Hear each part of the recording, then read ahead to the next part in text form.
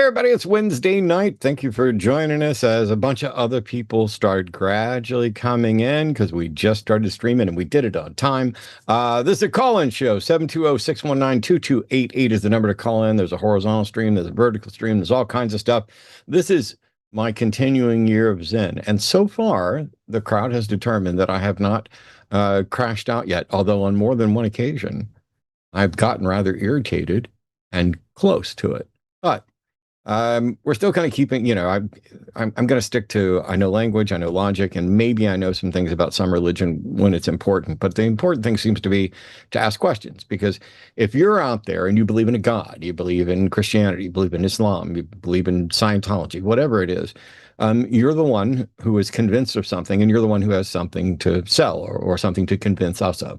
And so we'll have lots of questions. And by the way, it's not just about religion. I mean, it's Wednesday night, and that means if you've got different political beliefs, if you're a MAGA supporter, if you're a transphobe, or you're confused about those sorts of things, or whatever else, you can do that. But there's plenty of reasons to stick with religion tonight. Not planning on doing any yelling. That would count as a crash out. I might curse because I really enjoy it. I almost said I effing enjoy it, but we're still like within the first minute of the show, so I decided not to. Because, I'm a fan of, I was in the Navy. I cuss like a sailor, and I will till the day I'm fucking dead. But for all the callers out there, people who are watching and trying to figure out what's this about, this is an opportunity for you to share your beliefs that the godless, heathen, lefty, whatevers don't share. And so here's the questions you need to ask yourself. And if the answers are yes, call in. Can you explain what you believe and why, and in a way that is understandable to virtually anybody? In other words, there's not some specialized knowledge or jargon. You don't have special access to information that we don't have. We're all just facts are available, and the most reasonable explanation for those facts is your view. And can you explain why others should share that belief? Basically, you're saying, yes, this is the most reasonable thing for everybody. Not just, oh, I witnessed this, and therefore it's a good reason for me to believe. Although if you believe for personal experience, inner witness of the Holy Spirit, some miracle, you think you had some answered prayer, by all means, call in and share that, because we can at least explain whether or not we would believe in your circumstances, or why we wouldn't believe even if we had the experience that you relay. So like I said, my year is in. Normally, I do like a big opening, but I don't want to today. So we're still missing Schrodinger's senator, Mitch McConnell. Don't know what's going on there. There are some election results, and there's some Democratic Socialists winning and some lefties winning, and there's some people who look like they're likely to win or leading polls. But I don't feel I need to go into any of that stuff today. I've got friends coming to town this weekend, so I'm working to get stuff ready for that. Next week, I will be going live on my YouTube channel with some reacts and some important news that I cannot tell you guys today. But trust me, things will be afoot next week, and not news about me or the channel, but like big news, world news. And also next week on the Hang Up, I'll have another new guest who is just peachy. Insiders will already know who that is. I'm going to be ramping up my TikTok presence a little bit with the help of some of my friends, including maybe tonight's friend as well. Tonight, though, Justin's here, and I'm ready to learn and have some fun and figure out a few things. Are there any honest, sincere defenders of any faith left? Are there any honest, sincere MAGA folks? Maybe you're just confused. Maybe you think we're confused, whatever. Because lately, it's been a mix of basic Phil bros, first-year confused philosophy students, biblical cherry pickers, folks who don't understand the limits of sound reasoning and good epistemology. It's weird. Matter of fact, Paula Gia and I are going to be having a discussion on my channel soon that is a little bit about gospel reliability, because that's what spawned this, and how the two of us have completely different approaches to that subject, both for our interests and for what we think is valuable. And it's a little bit about discussing the general disappointing decline of apologists. On a side note, if any of you apologists out there would actually like to learn about skepticism, what it is, how to do it, let me know. I may be up for private tutoring, but I'll definitely have discussions with you on the call about what evidentiary standards we should be supporting. Because I'm genuinely tired of getting sent videos by guys like Mike Jones from Inspiring Philosophy, who proudly whines about how he doesn't want Paul to call himself a skeptic anymore because Paul supposedly has double standards, when Mike couldn't skeptic his way out of a wet paper bag or identify his own double standards. The double standard plank, take it out of your own eye first, Mike. Because my standards are consistent, and if we find an area where they're not consistent, I fix them. I don't make exceptions for my preferred beliefs. Just because he selectively relies on insufficient evidence doesn't mean that somebody else's standards are broken just because they're not willing to be as gullible as he is on his preferred belief. It's not our fault that your God seems to consistently leave you hanging and fail to make your work easier. You've got Christian scholars and Christian wannabe scholars who are in disagreement about the facts of things, and they prefer to spend their time going after Muslims and ex-Muslims because it's way easier to shift an unskeptical, God-inclined mind towards their preferred version, whether sincerely or for the grift, which also happens, than it is to face sound epistemology and those who prefer skeptical mindsets and positions. Lines are open. Theists have preference. My year of Zen is getting even easier because joining me tonight is Justin, who gets to do all of the really hard work we all get to learn from. Please welcome all of our friend. Hey, man, how you doing? You know, I couldn't be better. Happy to be back. Been a couple of weeks since we were on Scream together, and I'm excited to talk about the Bible. If we get a Christian, we'll see. I'm hoping so. I think we're already starting to get callers. I'm just going to give it just a second here. But I mean, today could be today we both convert. I mean, it could be any day. I mean, you mean again? The day we both convert again. We'll see. You know what? I it's funny because I didn't really start out as a Christian, and everybody was shocked because I didn't come from a super religious family, but I grew up in a religious area. Mm-hmm. And then they were some of them were even more shocked when I left. It was kind of interesting to watch the switcheroo back and forth. It's wild that there are some people who be like, "Oh, you're a flip-flopper." In the political realm, you would just be a flip-flopper. And what a lot of people don't realize is that there are people who like their religious positions because they haven't changed, and they want to kind of take a metaphoric dump on science because science does change. Except that science is constantly moving in a direction where when we find mistakes and we find better models, we move towards them. It's not like science is going to discover tomorrow that the basics of evolution is wrong, and we have good reason to believe that all those things that we couldn't confirm were supernatural were. I mean, because it's not saying the supernatural doesn't exist. It's just like, hey, we don't get to even appeal to that. And so the humility of science, which is saying, hey, I don't know, but let's go find out. Let's build a case with some evidence. That gets used as a negative. So if you're somebody who used to be a part of a group and you left, you're going to be criticized for changing your mind and updating it based on a new information, which is exactly what the findings of scientific disciplines do. They change their mind and they update based on new information, or finding errors in the old information, I suppose. Yeah. And they constantly improve, right? With science, yeah. If you get something wrong, that means the next iteration is better. You're improving. But with religion, you never really get to improve. You just get to take the doctrine and say, well, actually, those words mean something different now. But you're always going to be tied to a book or a creed or something, so you can only get so far. Yep. Well, we've got calls, and we've got calls lining up. And if you're ready, we've got a theist who says that Jesus did fulfill prophecy. So, Sean, pronouns are he, him. Sean's calling in to say Jesus did fulfill prophecy. Sean, you're on with Justin, and I'm learning. How you doing, Sean? Pretty good.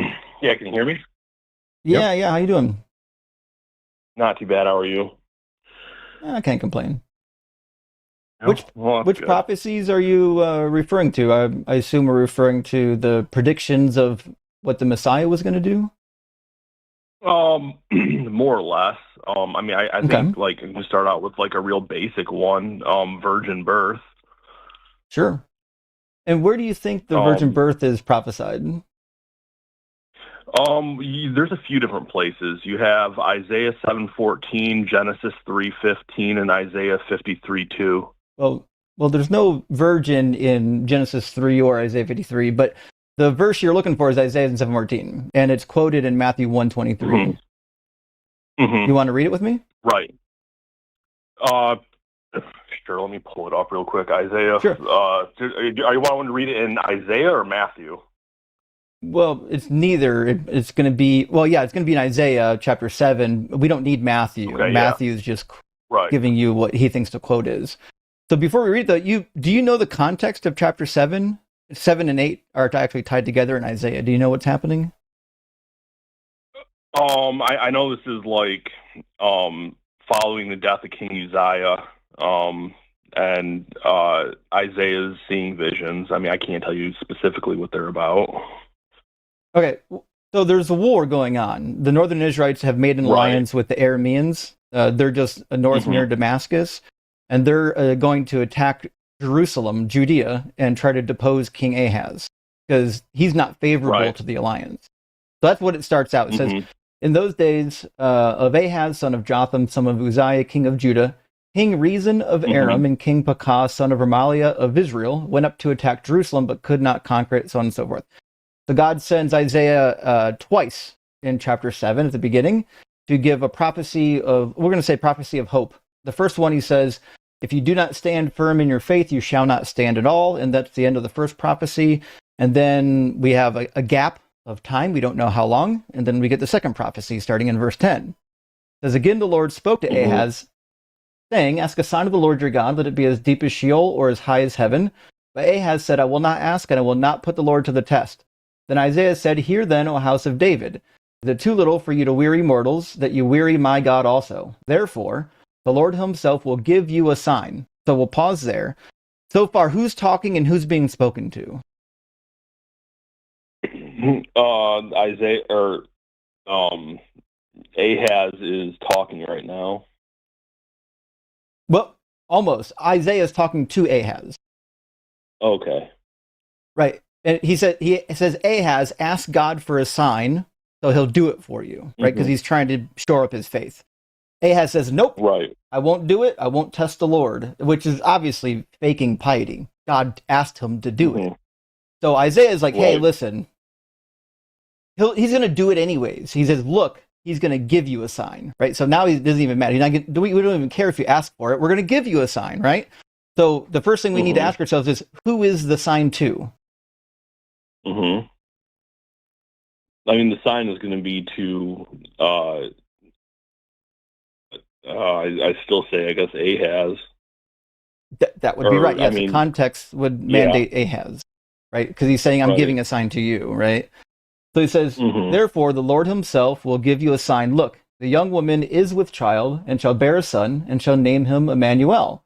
He shall eat curds and honey by the time he knows how to refuse evil and choose the good. For before the child knows how to refuse the evil and choose the good, the land before whose two kings you are in dread will be deserted, because the Lord will bring on you and on your people and on your ancestral house such days as have not come since the day that Ephraim departed from Judah, the king of Assyria. So he's saying that the sign is what? What is the sign?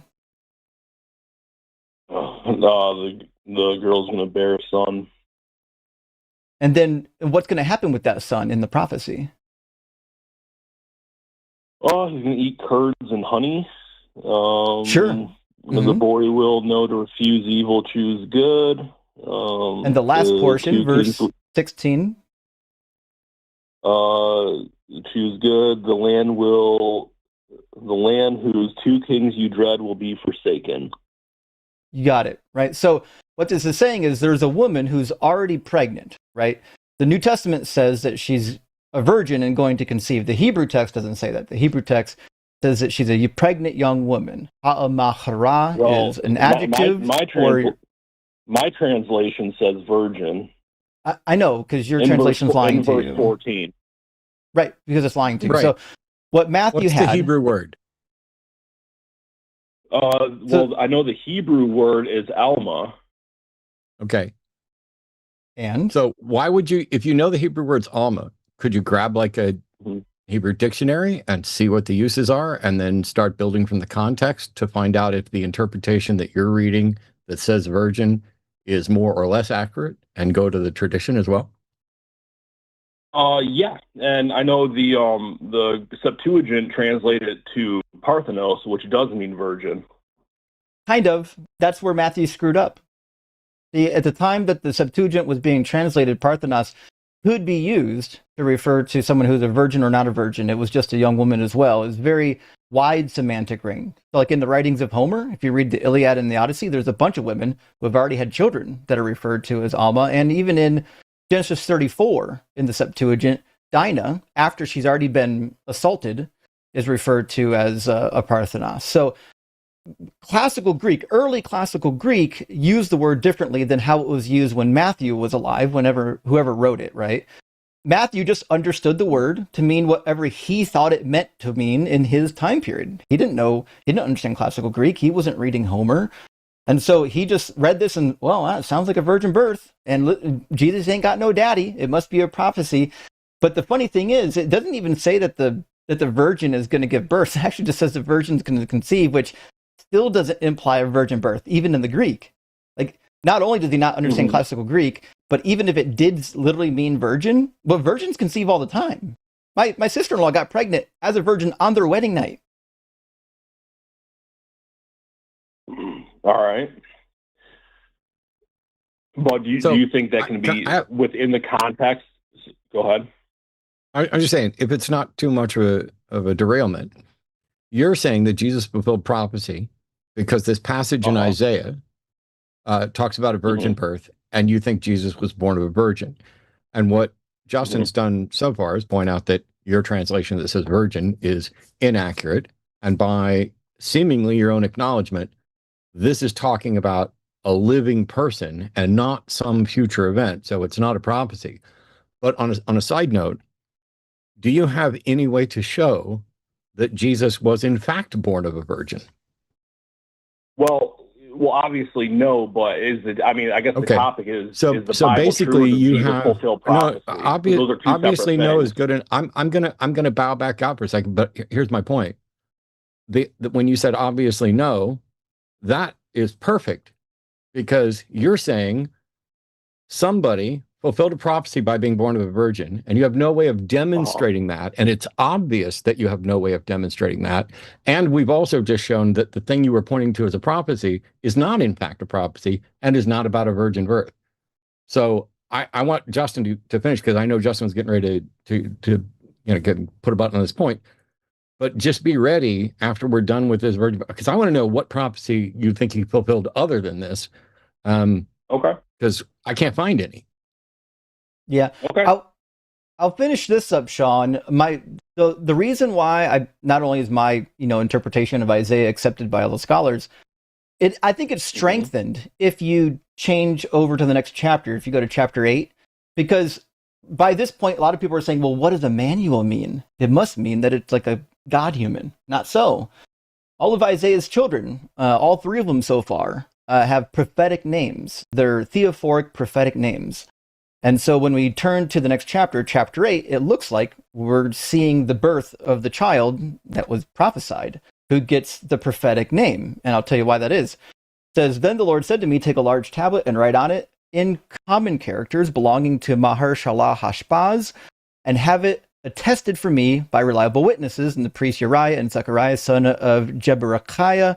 And I went to the prophetess, and she conceived and bore a son. Then the Lord said to me, name him Maher-shalal-Hashbaz, for the child knows how to call, before the child knows how to call my father or my mother, the wealth of Damascus and the spoil of Samaria will be carried away by the king of Assyria. What you'll see is that's the same exact prophecy, isn't it? There's a child who's born right now, and before he's even old enough to say mommy or daddy, those two kingdoms to the north are going to get wiped out. They're going to be carried off. Damascus is the primary city of the Arameans. They took it from northern Israelites. And the other one, Samaria, is another word for the northern 10 tribes. So it's actually the same exact prophecy. So this is obviously the same child. And then as the prophecy comes true, and this is my favorite part, this is why it's important to recognize that the Hebrew manuscripts got this right. So if you go down, as the prophecy is coming true, he's talking about the Assyrians sweeping into the land. It says, therefore, the Lord is bringing up against it the mighty floodwaters of the river, the king of Assyria, and all of his glory. It will rise above all of its channels and overflow its banks, and it will sweep on into Judah as a flood pouring over and will reach up to the neck, and its outspread wings will fill the breadth of your land. Now, most English translators leave O Emmanuel at the end of the sentence. It will fill the breadth of your land, O Emmanuel. You'd be surprised to know that the Hebrew manuscripts typically don't. They end at land. And O Emmanuel starts the next paragraph. It's a poetic section. It should read, verse 9, O Emmanuel, take notice, you people, and be dismayed. Listen, all you far-off countries. Gird yourselves and be dismayed. Take counsel together, but it shall not be brought to naught. It shall be brought to naught. Speak a word, but it shall not stand, for God is with us, O Emmanuel. So the text itself is bracketed. As the prophecy is coming true, Isaiah himself is exclaiming, O Emmanuel, because that's what it's about. The child is a representation of God's prophecy coming true, protecting his people during their time of trouble, signifying that I am with you. You can depend on me. You can have faith in me, because it's coming true right here. Had nothing to do with a baby born 730 years later. Mm-hmm. So, I mean, you would agree with me, though, that Isaiah is writing as, at least he's claiming, I guess you wouldn't agree with the fact that he is, but he's at least claiming to write prophecy, correct? Oh, yeah, Isaiah is definitely writing prophecy here, yeah. Right. So, do you think that a prophecy, a solid hermeneutic you can interpret it outside of its immediate historical context? No, I think as soon as you get rid of the context, you can make it to be about anything. And I know that for a fact because almost every prophecy about Jesus in the Bible, I can find a way to twist it to make it about me. Hosea 11, chapter 11, verse 1 and 2, out of Egypt I called my son. Hey, guess what? My son's Egyptian. That's obviously about me. Yeah, easy is once the context doesn't matter, it can be about anything. That's a nonsensical way to interpret prophecies. Well, It reminds me. Don't you feel like you're using circular reasoning to pigeonhole the text? No, I'm using the actual context. The same way you would read Homer, the same way you would read Plato, the same way you would read Euripides, is the way you need to read this. You know what the author is talking about by the context none of them are claiming to be prophetic. Actual passage. Okay. Does it make a difference if someone claims to be prophetic? If their text is viewed prophetic, we still have to view it in the context of the prophecy. So if Isaiah is prophesying about something that's happening now and very soon, it's not circular reasoning to deal with it in that context. It's just appropriate. Well, it's circular reasoning to say that can only be viewed in that context. No, it's not. No. It would be. It is. It's not a matter of it can only be viewed in that context. You asked Justin for his opinion, and Justin provided you what is the most sound epistemological standpoint, which is if someone wants to show that this prophecy that is clearly in context A should more properly or additionally be viewed in context B, they have to meet the burden of proof to justify that new view of it. It's when Justin says once you remove that, you're done. He's speaking as somebody who's an expert on these things. And if you have a way to show that this should in fact apply in some other context, you have to make that burden of proof. Yeah, because if you get to ignore the context, then right now I'm fulfilling Isaiah 66:4 with you. When I spoke, they did not listen. See how easy it is to fulfill prophecies when the context is meaningless? Well, sure. Bible's a long book. There's a lot of things you can take out. But I think when we're speaking about... Yeah, but when we're speaking about things that are designed to be prophetic in nature, and we know that within Judaism they had a hermeneutic of immediate and grander fulfillment that you have to much later. Hundreds of years later, after these prophecies failed, they had to invent reinterpretations. And most of the reinterpretations failed too. Okay. All right, well, I guess on that one we can just... I can show you some. Agree. Huh? Well, I I mean, can show you some. What do you mean? Show me some of what? They're failed reinterpretations. The Dead Sea Scrolls got a bunch of them. They're called Pesharim. They've got quite a few of them in here. Nahum, Habakkuk, so on and so forth, where they just went into the prophecies and, said, actually, this means this now. This is actually about us, right? Because they needed something to be about them. If the prophecies didn't come true, how can we change the words, right? I'm So- wondering, Mhm. when I talked about prophecy repeatedly, one of the reasons I didn't dig in more on learning the same stuff that Justin's talking to you about, the specifics in there, is this. If I order a medium rare steak, the waiter isn't fulfilling prophecy by bringing me a medium rare steak. Even if I say, I prophesy that I will not get the steak cooked correctly that I order, and they screw it up. Similarly, if people are actively working to achieve something, I'm unimpressed by being that prophetic. It's like, hey, we're trying to have a baby. I hope we get pregnant. And then we do. That's not prophecy either. And so when you start talking about what is or isn't prophecy, even if people are convinced that this passage is prophetic, prophecy needs to be specific, answerable by a single identifiable set of circumstances, not subject to interpretation or respin. And if it's not, I don't see how it can be useful as prophecy, because like what Justin's saying essentially is you can spin it to be anything. You can, hey, this says this, and it's talking about me. And all you need to do then to be compelling is to find a whole bunch of other people who don't have good standards of evidence and don't require their prophecy to be answerable concretely, to say, oh yeah, that's obviously about us. And you're going to find thousands, if not millions, of rah people who really want to feel that they were the ones that a prophecy was written about and that it came true. So how can we tell that your view of this passage's extension is at all reliable? Because it seems like all you've got is, we should take this prophecy, extend it to Jesus, where it also does not where there's no way to demonstrate that it's true, because you've already admitted you have no way of demonstrating that Jesus was born of a virgin. You have no way of demonstrating Jesus was born. I think he was, or I don't have a problem with it, but I mean, you can't demonstrate it.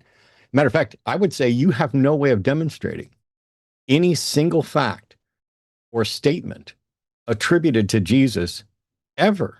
We just tend to take the fact that these words are written as if they are. In fairness, that can. I'm sorry, I was still talking. I'm sorry, I was still talking. I'm sorry, I was still talking. I'm sorry, I was still talking. When it's your turn, I'll stop. Yeah, I do.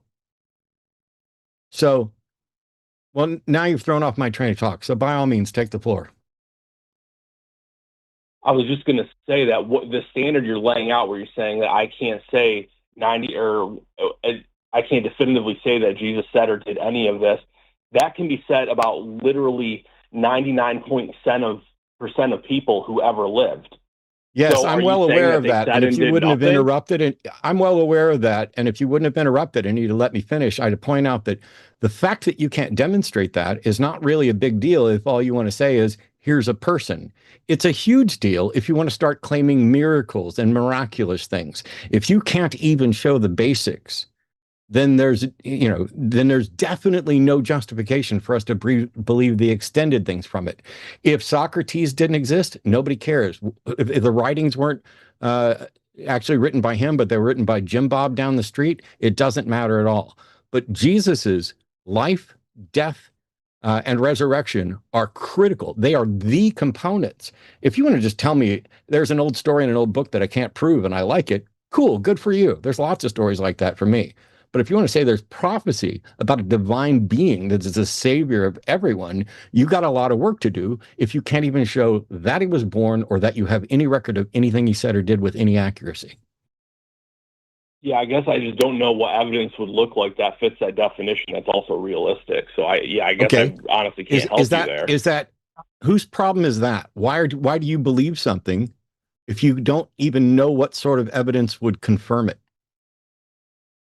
Why do I believe it? Well, for me, it's a philosophical claim, but that's not really the topic. The topic is, it's not a philosophical claim. I'm not trying to convince you of anything. No. It's not a philosophical thing. You are convinced that Jesus existed and is God or is the Son of God, and that he fulfilled prophecy.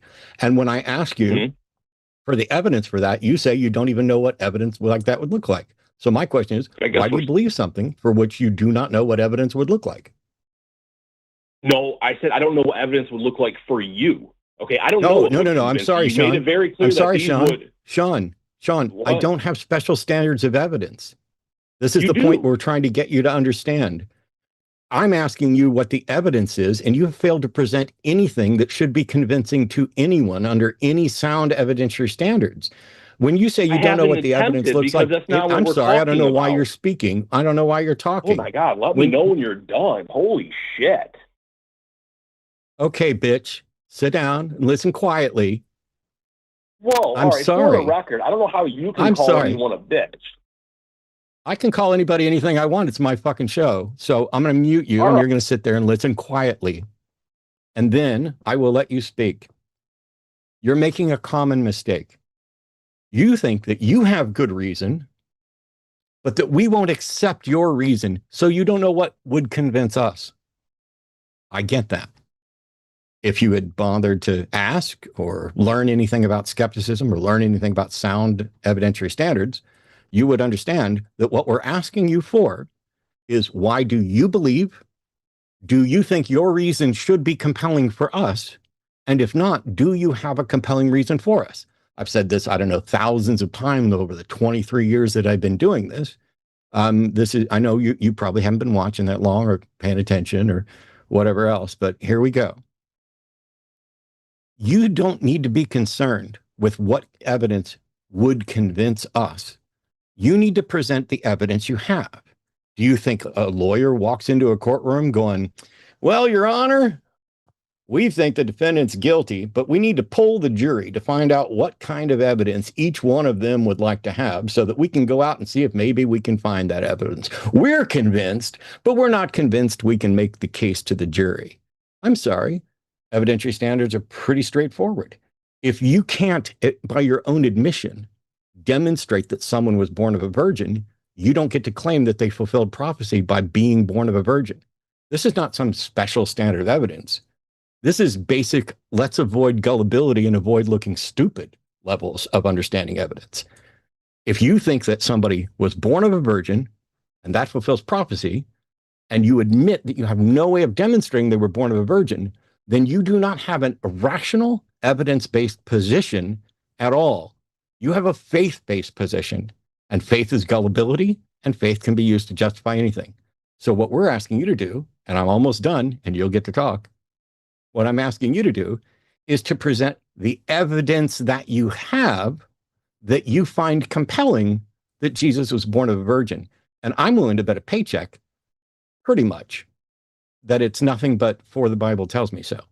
But your turn, Sean. All right. Well, if that's your standard, then we might as well just hang up because Good. By your own admission. Nope. I'm going to let you talk. I promise. And I'm not going to say another word after I bring you back after this. But I like how you just quit. You're here as a Christian. You're supposed to be prepared at all times to offer the reason for the faith that's within you. I know, because that's what got me here. I was a Christian too. I believed some, if not all of the same things that you used to believe. But if you're going to say, if that's your standard of evidence, we might as well just hang up. The only reason I'm not hanging up is because I want to let you whine some more about how your God has left you hanging and how you are absolutely irrational and how normative standards of evidence are just a bridge too high for you and the all-powerful God of the universe. So let's have it. I'm done. All right. So if we want to get back to the topic, we can shoot over to... No, I need you to answer that question I just asked you. I need you to explain. Sorry, what was your question? Yeah. If you would fucking listen at some point instead of whining like a little baby. Whining, dude. I shoot out 2-year-olds. Oh, I'm sorry. You're the 2-year-old here. You're whining that standards of evidence are too high for you and the all-powerful creator of the universe. And I'd like you to explain that, because you now believe something which you have admitted you're irrational for believing. and that you and your God can't seem to sort out. So will you present the evidence for why you're convinced of it? So why am I convinced of what specifically? That Jesus was born of a virgin and fulfilled prophecy. I already admitted 15 minutes ago, before your rant about God fucking knows what, that I can't. I don't have Mary in front of me. I don't have her medical report. Okay. I'm sorry that you think I was ranting about God fucking knows what. Here, let me clear it up for you. I'd really love to bow out of this, but you're crashing out so badly that I've had to mute you multiple times. If you admit that you can't demonstrate the thing you believe, then my new question is, how is it not irrational and unwarranted for you to believe something which you cannot demonstrate?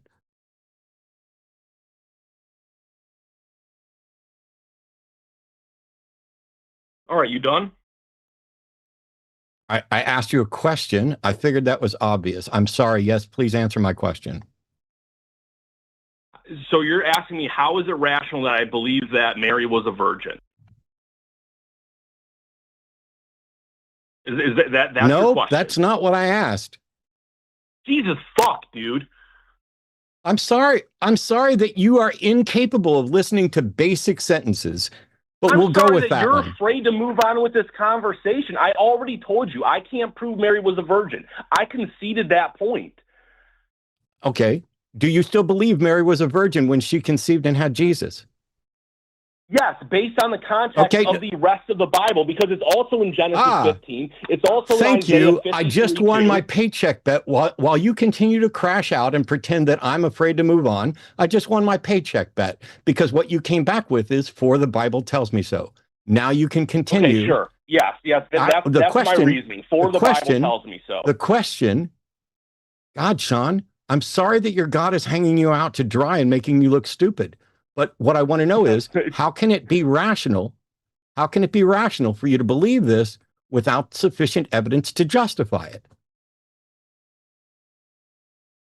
Because I think a general rule of thumb is that things are as they appear to be unless proven false or unless proven otherwise. Okay, that's not rational. That is a solid rule of thumb to live your life by. No, it's not, Sean. It is a perversion of the burden of proof. So, because you're a fucking idiot. I do think so, and I can demonstrate it's true, which is why you're trying to talk over me so that you don't get schooled on the burden of proof. It is not, in fact, rational to believe that things are as they appear until proven wrong. That is a shifting of the burden of proof. The time to believe something is when they have been confirmed to be the way they appear to be. You don't just get to say, "Ooh, that looks like," you know what you would be? You would be, I'm still talking, you would be the guy who the Wile E. Coyote draws a picture of a tunnel and you would run smack into it with your stupid version of the burden of proof. Your burden of proof is literally, someone told me he's a chick, therefore he must be. So here we go. You don't really get to have an opinion on this, do you? The transphobia came out. We saw it coming. Are you ready, Sean? You ready? Because you just made my whole fucking day, you little bigot. I'm getting ready to school you like crazy. First of all, my standard of proof is not what you said it was. However, what way do you have to tell what someone's gender is apart from them telling you? It's pretty fucking obvious. You could look at them. Okay. It's pretty fucking obvious. You're too stupid for this conversation, but let's try it. What's in my pants and how do you know? I know what's in there because everything about you screams bitch. He ran away. He ran away as soon as we asked a question. See, he has no way of demonstrating any position he holds. He doesn't have any way of demonstrating that Jesus was born of a virgin or that Jesus was born of all. He doesn't have any way of demonstrating that his views, his antiquated views on gender are correct. Sean's just a little coward who kept trying to say, "Oh, you won't move on with the conversation." No, I'm trying to figure out, you're convinced of something and you think we should be too. And we've told you where you're wrong, and you've admitted what you can't demonstrate.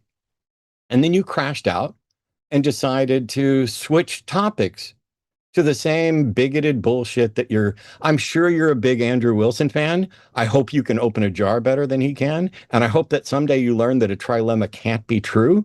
But I do hope you continually get your clock cleaned in debates with women, because I think they're awesome. And I know how much it's going to sting you. Anyway, we got other callers coming in, but while we're clearing it up, was there more stuff on that particular prophecy that we didn't get to? That we should. There's always more you can do on Isaiah 7, but I'm not sure it's entirely necessary. If you dig any deeper, then you'll just get lost in the weeds. The next layer is getting into the Hebrew pronouns, because there's some funny stuff happening with the pronouns, but unless you're reading Hebrew in front of, you have it in front of you, there's no point in doing it. But it's interesting stuff. It shows up in Jeremiah too. You can tell that the author, not the author, but the speaker is speaking to a whole group of people, not just one person, not actually just to King Ahaz. It's like King Ahaz and his court. Kind of fun. But the next apologetic phase of Isaiah 7 is that no, he rejected the prophecy. And look, these plural pronouns show up, which means now he's talking to future Israel, which isn't true at all if you know anything about the Hebrew Bible. And see, I don't.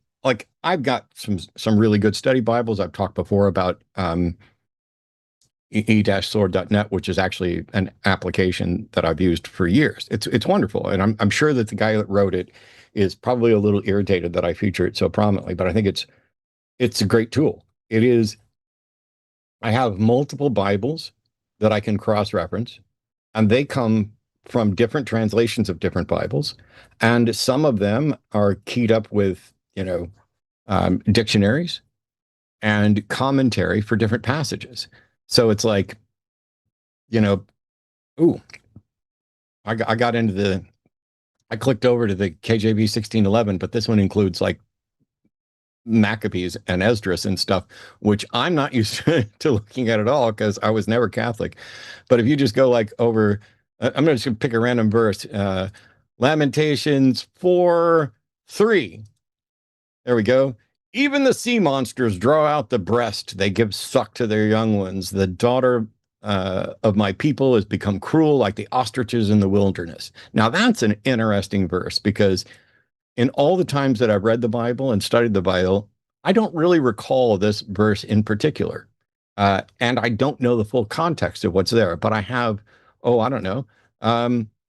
Here's Robert Hawker's dissertation on Lamentations 4:1-10 and what it's actually talking about. And I can look up where it says sea monsters. That Hebrew word is tan. And it says from an unused root, probably meaning to elongate. A monster as a preternatural form, that is a sea serpent or other huge marine animal, also a jackal, dragon, or whale. And so what is it talking about here? Is it talking about a fantasy creature that's a sea monster? Is it talking about a whale? And does it matter? And do we know? Yeah, it's a deity. The ancient root goes back to Tanin, which was a Mesopotamian version of a Leviathan. Yeah. I mean, it's just mythology, man. Well, we have wow, I can't even read that. So we do have another call if you're ready. Anyway, it's a theist. So John's calling from Missouri. John is asking, why would Paul make up the supernatural parts? Hey, John, how are you? I'm good. And I talked to you about 3 weeks ago. You were on with someone else, but we were. I was asked a question about Paul, and you actually suggested I talk to Justin about him. Yeah, and I will mute myself because I remember that call. Justin, John, Justin. By the way, John, I will say before we start, the question is framed: why would Paul make up the supernatural parts? I don't think that making up. I don't think that making up is the only option to explain what is or isn't written there. But I'm interested in you talking with Justin about it. Okay, thank you. Yeah. Well, so what's like the full question here, John? What are you trying to figure out? Okay. You are familiar with Paul, and he seems to be one of the better educated of all the apostles. He understands Greek, Hebrew, and he's a Roman citizen. Okay, He's not. so it's claimed. He's not good with either. Based on my Really? reading of Galatians, he's really shitty at Hebrew, because he doesn't understand collective nouns. Oh, Like okay. the word seed, zerah in Hebrew. He thinks because Genesis, because Abraham's promised that all the nations will be blessed through his seed. He thinks because that shows up in the singular that it must mean a singular person, not a lineage.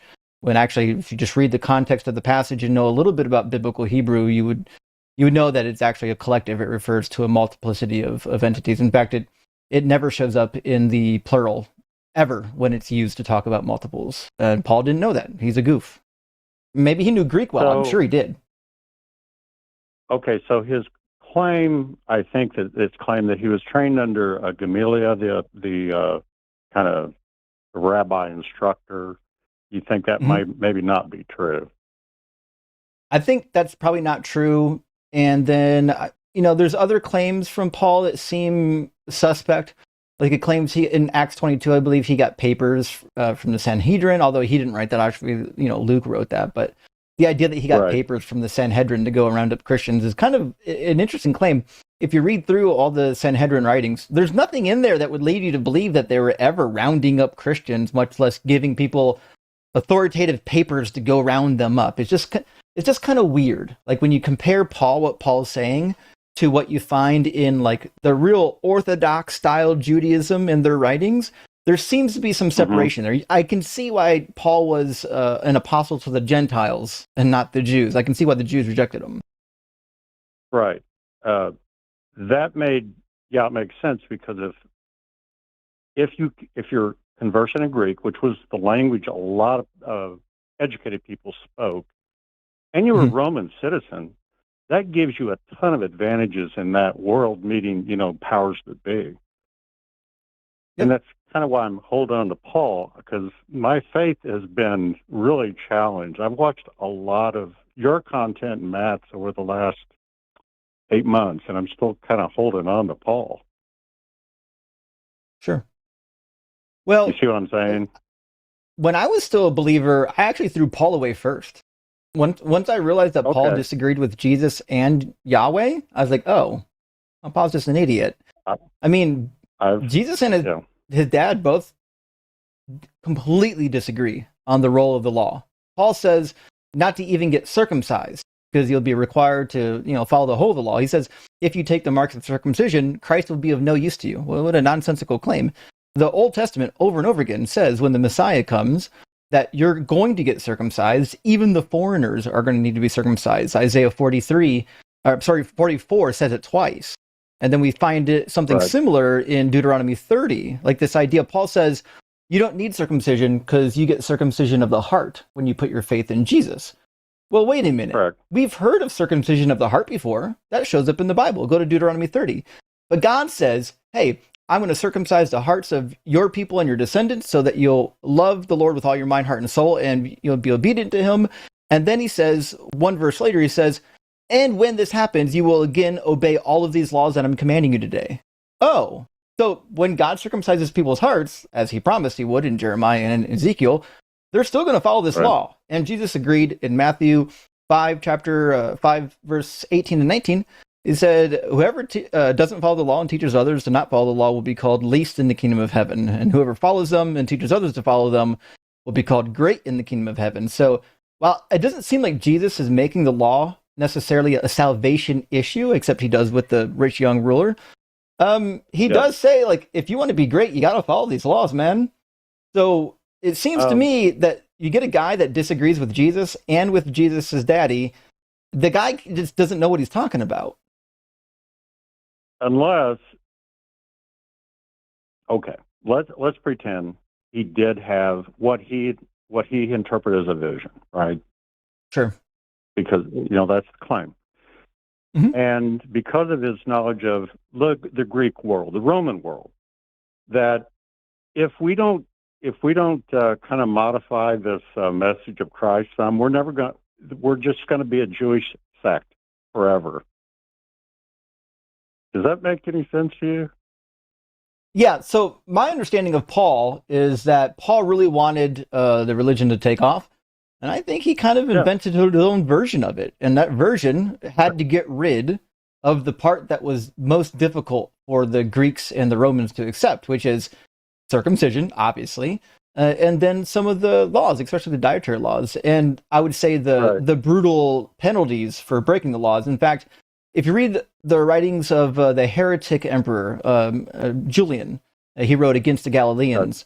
He talks in his treatise. This is the mid 4th century. He's like, listen, these laws of Moses that God gave you, these are barbaric, even for Romans. And to be fair, they kind of were barbaric. And so, like, you can see why Paul going to the Gentiles is kind of like, well, if they're going to accept this message, we got to get rid of some of this hard to swallow stuff. I'm wondering. Because that's kind of where I'm at on this. It just seems like it would be weird for him as a Jew, knowing that there is potential risk ahead of him by switching this religion from what he was, and it just like to make this up. I don't know. That's kind of where I'm stuck, I guess.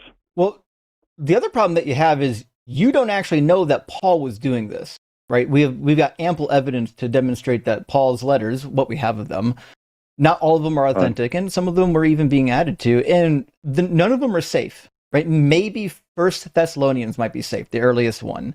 But like, look at even some of the early ones, like First Corinthians. You know that would have been written after his first missionary journey, at least between the first and the second. And so, like, look what we got here. First Corinthians, we think, is a stable letter. It comes early. It's before the other two journeys, theoretically, or at least during the second journey. And most of the copies agree. But you know what? In chapter 14, there's some big fucking problems. Our earliest manuscripts don't include the passage to tell the women to sit down and shut up, right? And then it shows up, later in some footnotes. And then later, it creeps into the text from the footnotes. And then later, it switches, paragraph here to here a few times before it finally finds a permanent home in the text. So we know that people, even the stable letters of Paul, people were adding to them, and in obvious ways. So we don't know for sure everything what Paul wrote. We have ideas, we have guesses.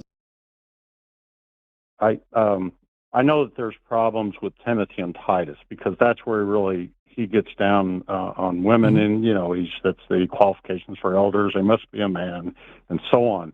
And those two are kind of suspect right there. Right. Well, that's the other thing. If you read the authentic Pauline material, he's actually not against women in leadership at all. He's actually very egalitarian. So when we get to the other passages that we know are not Pauline, guess what we find? People that are not egalitarian. Because we have the beginnings of the church organization, so to speak, and we're not going to allow women to do anything here, make coffee. Right. So, all right. Well, I'm going to do a lot more plunging in. Like I said, I've been watching a great deal of your content, and like I said, I understand the moral problems with God, but I'm just kind of hanging on, if you know what I mean. I do know what you mean, yeah. I have a question, though. But hey, yes, go ahead. Well, you had called in and you're like, hey, why would Paul make up the supernatural parts? And I know we didn't quite address that. But a couple moments ago, you suggested that Paul, perhaps on his own, based on what Justin said and what you'd already been kind of feeling out, Paul might have been modifying the message to make it more palatable. Wouldn't that suspicion be enough to both significantly doubt Paul's accuracy and honesty, and whether or not the supernatural experience he's reporting is accurate or embellished, or a big fish story? And for me, we have, out of all the Pauline letters, there's 7 that I think pretty much everybody accepts, like Romans and 1st and 2nd Corinthians and Thessalonians, Galatians and Philippians, maybe. And then usually Yeah. there's a bunch of others, like Second Thessalonians is written like between 30 Clearly. and 50 years after the first one. Right. And then there's both Timothy's, Titus, Ephesians, Colossians, and Hebrews that are all doubted or outright rejected by scholarship.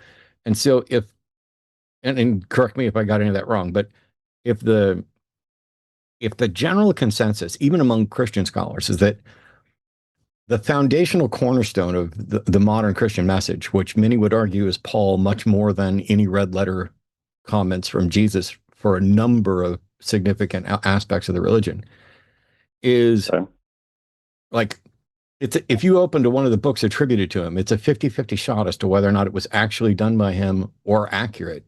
And the suspicion is he's tailoring a message. Here's the thing. Don't worry about the various moral issues with God. Ask yourself, why doesn't God address this? Why does God leave you hanging? Why did he leave me hanging? Why does he leave Justin hanging? Why does he allow this confusion to persist? And because it's consistently used to manipulate people and to bolster their own hatred and bigotry, because now they're part of a team. The last guy that called, I'm sure that he's probably a sincere believer, who's just confused and really, like a lot of the various Phil Bro guys who think that they've got an unbeatable case because they came across things in philosophy they didn't understand. Right. All that religion is doing for him is something very different from what it has done for you, and you're still, hanging on, and I was as well. But it's justifying his bigotry and bolstering his confidence. He believes something that he knows he can't demonstrate it reliably to be true. And yet he wants to pretend that that's not irrational, instead of doing what you're doing, which is coming across doubts and saying, I see the problem. I see this isn't rational. It may not be justified. I'm not at a point where my brain will free me from this yet. And God doesn't seem to be doing anything to help you. I know that was a long thing, but. No, I completely agree with you that God could have intervened at any time during this process and said, this is really, what happened. Now, Justin, you would, or Matt, either one, you would agree that Pauline letters were written before the gospel. Is that correct? It seems the authentic ones, I think, were. Yeah, it seems that they are. If they were written after, I would expect personally, being that Paul said he met with the disciples, I would expect that he quoted from them, but he doesn't really quote from them. And in fact, the few times he even mentions the disciples doesn't say anything about the writings. No, and I guess I was going with, if the Gospels were written anonymously, which they were, and they were written later than Paul, and I was kind of grasp onto the idea, well, maybe Paul had it right, and the Gospel writers didn't. Well, and Paul still disagrees with the Old Testament, which is the other problem. Yeah, I know. That is if we go down that road, though, if we go down that road of maybe Paul had it right, and maybe that's, you could probably, with a really loose grip on it, say, oh, that's why the arguments occurred.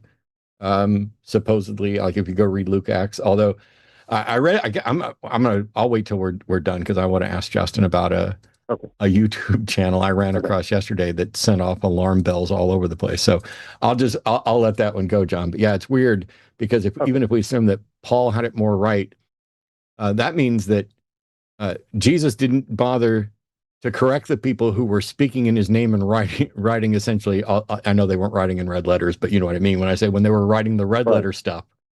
He didn't bother to correct them for getting it wrong, even though they came after Paul. No, that's true. Hey, guys, I'm going to have to run, but I really appreciate you taking my call, and I've got more thinking and reading to do. I do. Awesome. Thanks, John. You guys have been really helpful. All right. So take care. Hey, thanks, John. Okay? Appreciate that. Take care, guys. Glad to have you. Bye. By the way, lines are open. If you're somebody with questions, this would be a great day if you had Bible questions, if you had doctrine questions. I'm going to take a risk. This is probably. I'm not trying to be a dick. I promise. But in the realm of genuine seekers, I started watching more content from atheist and skeptic creators, but that also means that I run across more content from conspiracy theorists. Now, I'm not a mythicist, but I have friends who are, and I think there's different buckets of mythicism, some of which go too far, and some of them, like I remember, like I think Joseph Atwill's Caesar's Messiah was an absolute ridiculous kook fest, and that Bob Price called him out along with some others. But now Bob, in addition to being MAGA, has seemed to kind of stumble into greater conspiracy theories. And so my red flags go off. I'm going to name a channel and one video. All I saw was a thumbnail and a couple of seconds and the comments. But the entire channel seems to be full of this stuff. And my skeptic warning bells ring instantly. The channel's called History Valley. Are you familiar with it? And Jacob Berman's a friend of mine. Cool, because he seems to be having scholars on that are saying things like Luke invented Paul. Okay, so that's what the thumbnail says. Yes, there are some opinions on, first of all, the late authorship of Luke is getting more and more popular now. There's a couple of books you can get that will address this. And it even looks like maybe the book of Acts could be riffing on Josephus a little bit. There's some concerns. Now, traditionally, Luke and Acts were believed to had done before John, right? But it certainly is possible. There are reasons to believe that it could have been at least completed after John, even though some of it started before John. But it just depends on what you think. Some scholars, like even traditional scholars, will concede that it looks like there might have actually been two different authors, a primary author and then one who came back and did some redacting. But right now, there's a lot of material coming out from people who are actually skeptical that it could have even come before John. And some will say, well, we can just push John back even further. And some would say, no, we'll just move Luke on the other side of John. But anyways, Jacob Berman is definitely bringing in some of the, I don't want to call them fringe scholars. I'm saying he's bringing in scholars that are a little more, they're not beholden to teach particular views. They're at secular universities. They're not like at seminaries. And so some of these theories that certainly are plausible, they're welcome to say them without getting fired.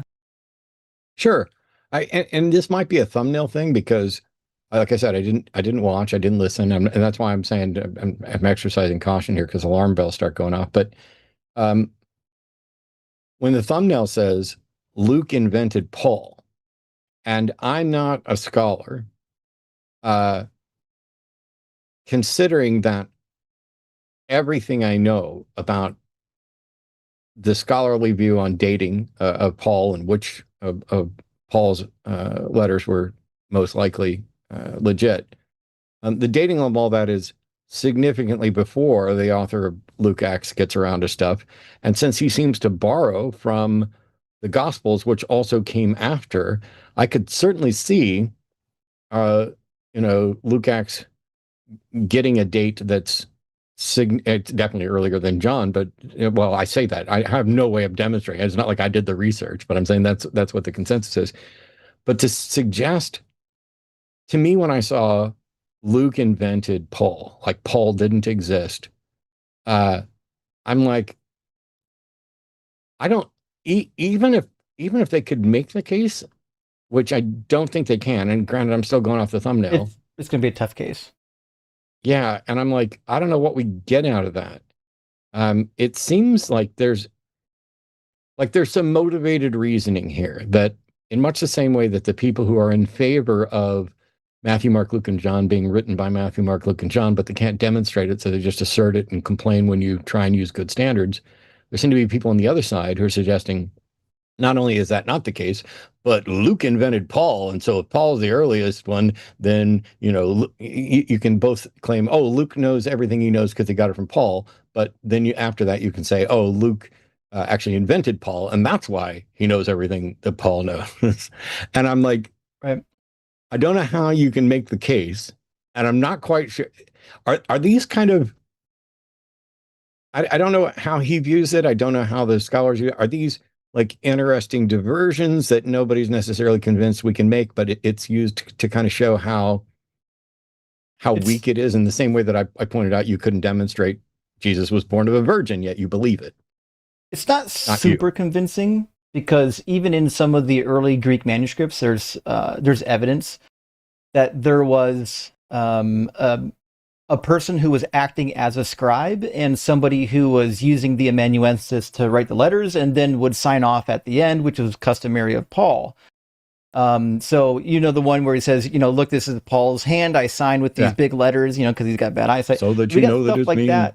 It really shows up in the Greek. You got these big old letters. But the thing of it is, if you compare some of the, what I would say are authentic letters, like Galatians, was either by Paul or invented by Marcion, but I think it was Paul. It disagrees. The timeline with Acts disagrees. Like, how many years was it before he went to Jerusalem? What happened when he was there? Because in Acts 15, he got 4 rules for the Gentiles to follow, but in Galatians, he said he didn't get anything for them. So it's like, wait a minute. Like, if Luke invented Paul, and now we've got these Pauline letters, wouldn't the people writing after Luke know about what Luke said and make those letters match? Or does it make more sense that Luke actually didn't write that stuff? Paul wrote these letters, and somebody, came along later and tried to build a coherent story, who had some funding from Theophilus. And, he put together the story the best they could. It just happened to have some contradictions. So I'm going to get to another caller here in just a second, and I don't want to dig into this, but I'll take a note and we'll get to it between calls if there aren't calls. But because we have a theist on the phone, let's not make this theist wait. Aaron is calling from Wisconsin. Pronouns are he, him, and he wants to say that God is not awful. Hey, Aaron, welcome. You're on with Justin and Matt. Which God are we talking about?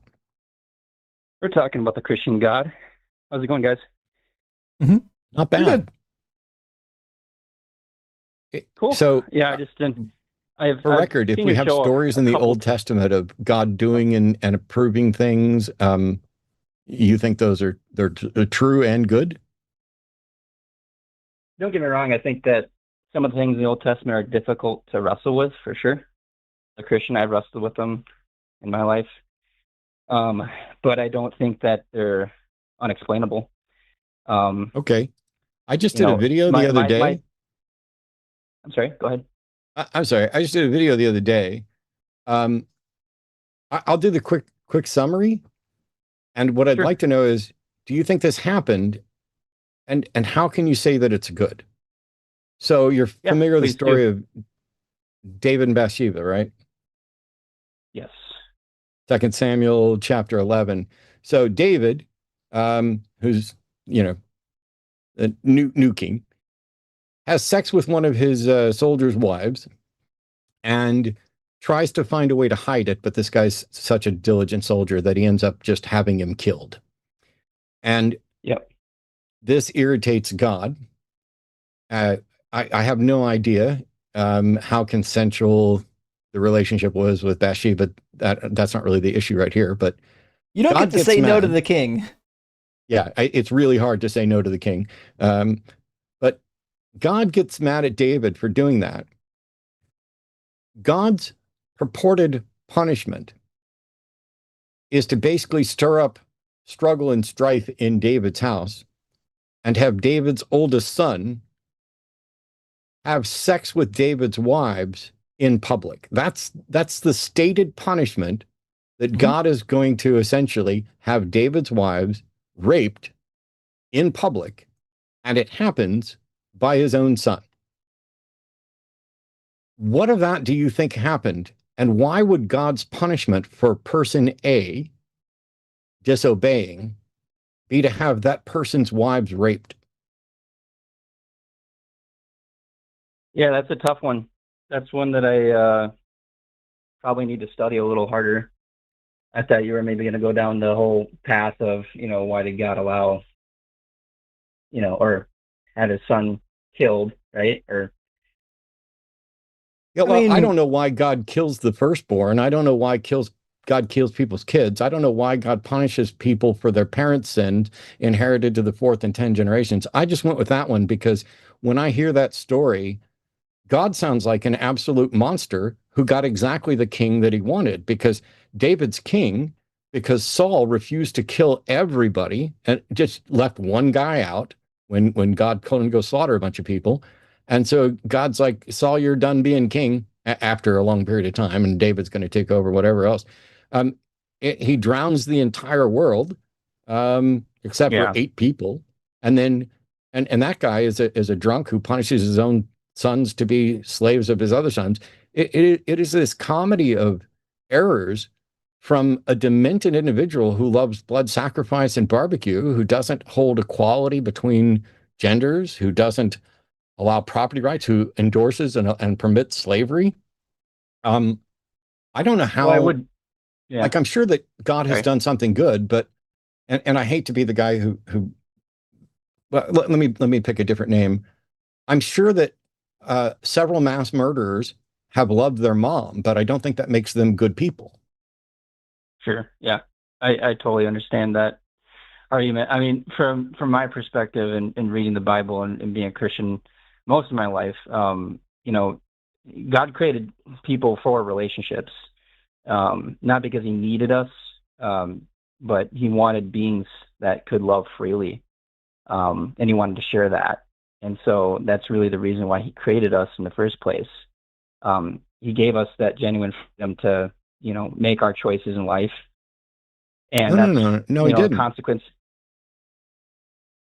No, he gave us free will to make decisions, and the consequences of our decisions oftentimes are catastrophic. Like the thing that you mentioned about, David and his son, because of the decisions that David made, it was a catastrophe for his whole family and everybody else. And I think it really points back to would it have been a catastrophe? Sure. Would it have been a catastrophe if God hadn't arranged to have his wives raped? Would it be a catastrophe? You said God creates us. You said that God creates us for relationships. I don't know how you know that. I'd love to know. But then you also say he gave us free will. So here's the quick and easy questions. Do you think God created everything, the universe and everything? Yes. Did he create the universe knowing you and I would have this exact conversation? Right, but like if I have a kid, that's a question. And my kid is going to. That's a question. Sorry. When he created the universe, did he know then that you and I would be having this conversation? Yes. Could he have made a different universe where I stayed a Christian, became a pastor, and you and I had a different conversation right now? Yes, it's possible. Yeah. Okay. Then under your model, God chose everything at the time of creating the universe. He picked the universe in which David did those things. He picked the universe in which he would decide to punish David's wives. He picked the universe in which I stopped being a Christian. He picked the universe in which you said everything you've said right here. Where is there free will in that model? Right. So it's the same thing as saying, okay, so I have a child, and my child is going to cry in the middle of the night. I know that for a fact. And when I put my kid down for bed, I know they're going to cry at night, but I do it anyway. You don't. So you don't. It's not. I'm not causing the kid to cry, right? So first of all, you're wrong. You don't know that your kid is going to cry in the middle of the night in the same way that God knows absolutely what's going to happen. And you don't get to pick what sort of night you're going to have. You don't get to pick whether it's a night your child's going to cry or it doesn't. You're dealing with the unknown. You're talking about reasonable expectations based on how often kids are going to cry. But your kid could get hit by a meteor 5 seconds after you put him down and he doesn't cry.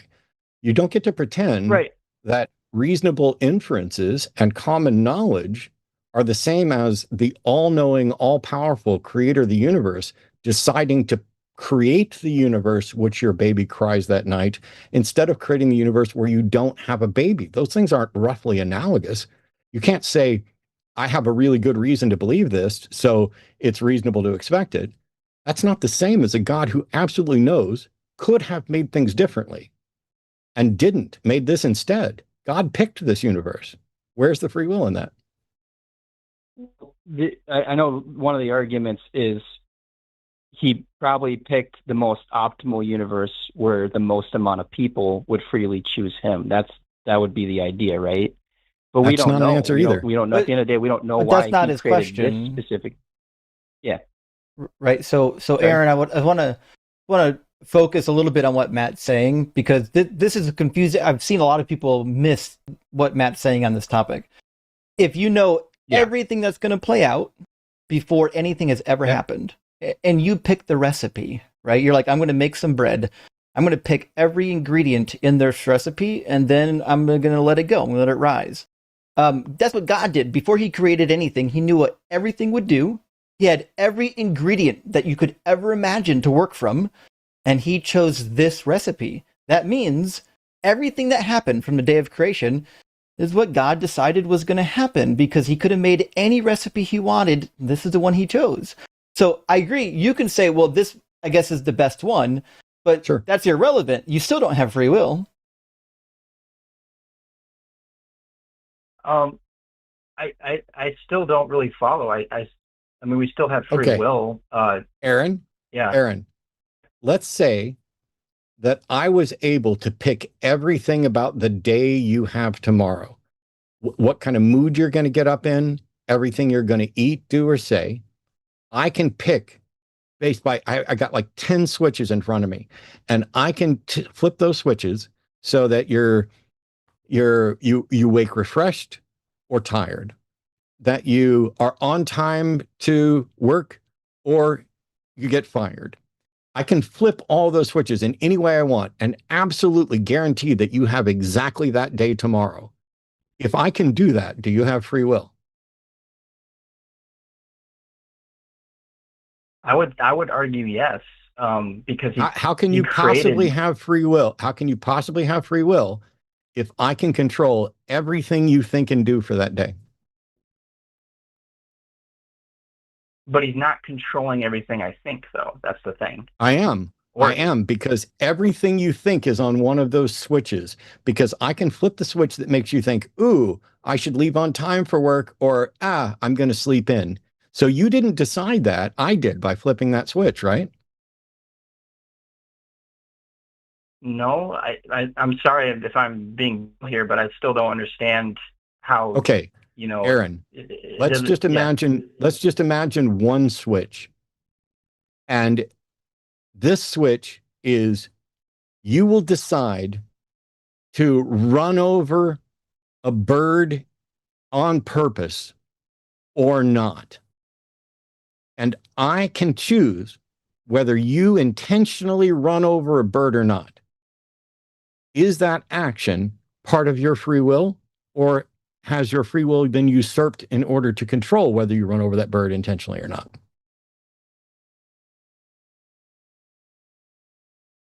So you have the ability to stop me from running over a bird, right?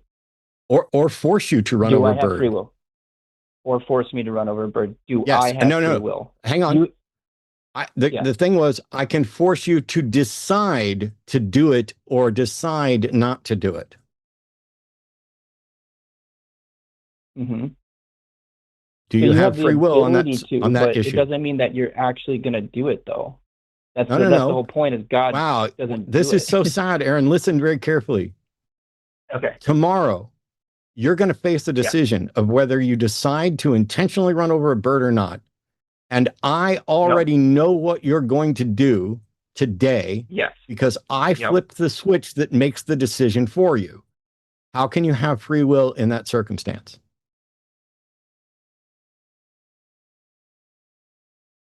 So I'm really trying to steelman your argument. So you're saying that God tweaks everything, right? No, he tweaks the weather, Aaron, he tweaks all these things. Aaron, Aaron, if you get in your I'm car trying, man. tomorrow, Yeah. if you get in your car tomorrow and are faced with deciding whether to run over a bird, but I can flip a switch today that absolutely guarantees what decision you will make, do you have any free will over that decision?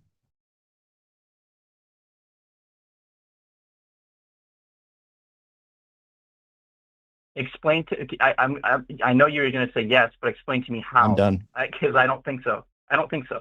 Wait. Did you just say you don't think you have free will? Okay, for the sake of it, yes. Or no, I don't have free will. Okay. For the sake of it. If I can do that for every decision you will possibly make for tomorrow, will you have free will over any decision tomorrow?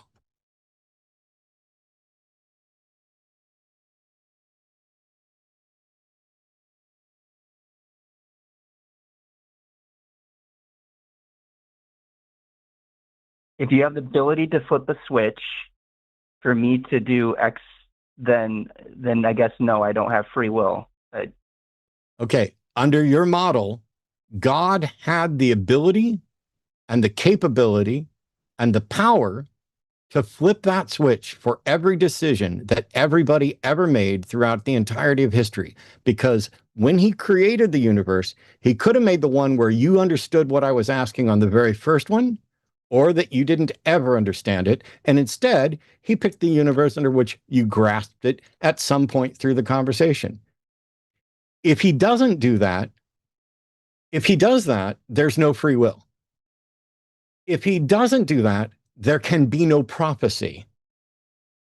If he doesn't do that, he can't decide to bind Pharaoh and make Pharaoh obey. He can't decide to conspire to have events and decisions made in order to have David's oldest son rape his wives. That is a violation of individual's will, but it doesn't matter because the model you accept, there isn't free will at all. This is all just a game to God, where God made this universe. Maybe next week he'll destroy it and make another universe with a different outcome. Because if you absolutely know everything that will happen, you are in charge of deciding what universe you will pick from a variety of different universes. Then there's no room left for free will. That's the whole point I was making. Okay. Do you believe we have free will? No, not in the way, certainly not libertarian free will. I believe we have will. And I believe we have, as Dan Dennett would put it in Elbow Room, the freest will worth wanting. But I no longer, I'm a compatibilist in the sense that I think there's a description that qualifies as free will that is compatible with determinism, but not libertarian free will. But I no longer claim free will. I just say that we have will, and I don't really know or care how free it is. But the Christian model, specifically the one I asked you about, it could be that God doesn't know the future perfectly, and so he creates a universe based on his best guess. But if God has perfect knowledge of the universe, and could have created a different one, then he made every decision you'll ever make. Okay. The only thing I would add is, go ahead. No, it's all right. You go ahead. Well, the only thing I would add is, even if you thought that you were really making decisions, like God didn't pre-plan it, you really don't still have free will. Free will means like you're not coerced into making decisions, but you are. Like God says, you're going to do what I say, you're going to be perfect at it, and then you're going to repent to my son Jesus, or I'll burn you in hell, which is a crazy ultimatum. That's not free choice. If I went to your sister and say, we're going to go on a date, if you turn me down, I'm locking you in my basement and setting it on fire. You don't have a free will choice. You've been coerced into making a choice. And so that means we don't have free will. If our free will is you get tortured or you do what I say, that's not free. That's not free will. You can call it choice, but it ain't free will. One last thing I want to add, Aaron, and I'm sorry for dogpiling because it's just popped in my head. It's more for the people listening than it is for you. But for the Christians who are like, oh, there's some version of free will I can rehabilitate. Um, when God is sending plagues to Egypt over and over again, Pharaoh is ready to quit. And on a number of occasions, some of the plagues, when it's over, it says Pharaoh's heart was hardened. And in others, it says God hardened Pharaoh's heart. If your view, even if you think we have free will under some version of this, is that God can come in and essentially harden Pharaoh's heart and force him not to let God's people go, then not only is God increasing punishment so that he can show off and teach everybody a lesson, but he's doing so by actively violating somebody's free will. And the number of times where that sort of thing is required is already enough to make you say, how do I ever know I have free will if God can do this to me and it's undetectable? So there's a second problem for free will, is kind of what I was pointing to. Mm. Yeah, the way that I understand that is in Egyptian mythology, you know, they would you would weigh the heart, right? You would weigh the heart. If the heart was lighter than a feather, then you could go to their version of heaven. If it wasn't, then you go to hell, essentially. And that's where the hardened heart comes from. And another way that I understand as well is when it says God hardened Pharaoh's heart, it's more of it's a reaction to God. It's you know, the gospel can either soften or harden your heart depending on your position and who you are. You may hate it. You may hate the gospel. You may hate God, and more of God is only going to make your heart hardened, more hardened. See, you kind of skip past right? it, because I was specifically saying there are verses where it says Pharaoh's heart was hardened, and there are other verses that says God specifically hardened his heart. That's an action. That Pharaoh was like, I give up. I'm going to let everybody go. Exodus 10:20. But the Lord, so actually go back to 19. And the Lord turned a mighty strong west wind, which took away the locusts and cast them into the Red Sea. There remained not one locust in all the coast of Egypt. But the Lord hardened Pharaoh's heart so that he would not let the children of Israel go. That was the 8th plague. For the 9th plague, it doesn't say, yes, it does. It says the 9th plague, the Lord hardened Pharaoh's heart because Pharaoh was ready to let him go. The final plague in 11 is the same way. Yeah, I mean, you know, one of the things is with Pharaoh, he was already, you know, enslaving people. He was already killing babies. He was doing all these things. He was already in a direction, and you could argue that God was saying, okay, I'm going to give you over to your own desires and your own. But that's not what that means. And sorry, to harden someone's heart means that you're changing their behavior, right? We see it again in Joshua 11. God says, or the book says, that God hardened the hearts of the Canaanites so that they would go out in war, right? So it's a change of behavior. He's doing something to your heart so that you behave differently. That's what it means to harden your heart. And to be sure, a couple of these instances where it talks about the heart being hardened, like a chazak in Hebrew, it's in the causative verbal stem, meaning God is causing the heart to be hard. Mm-hmm.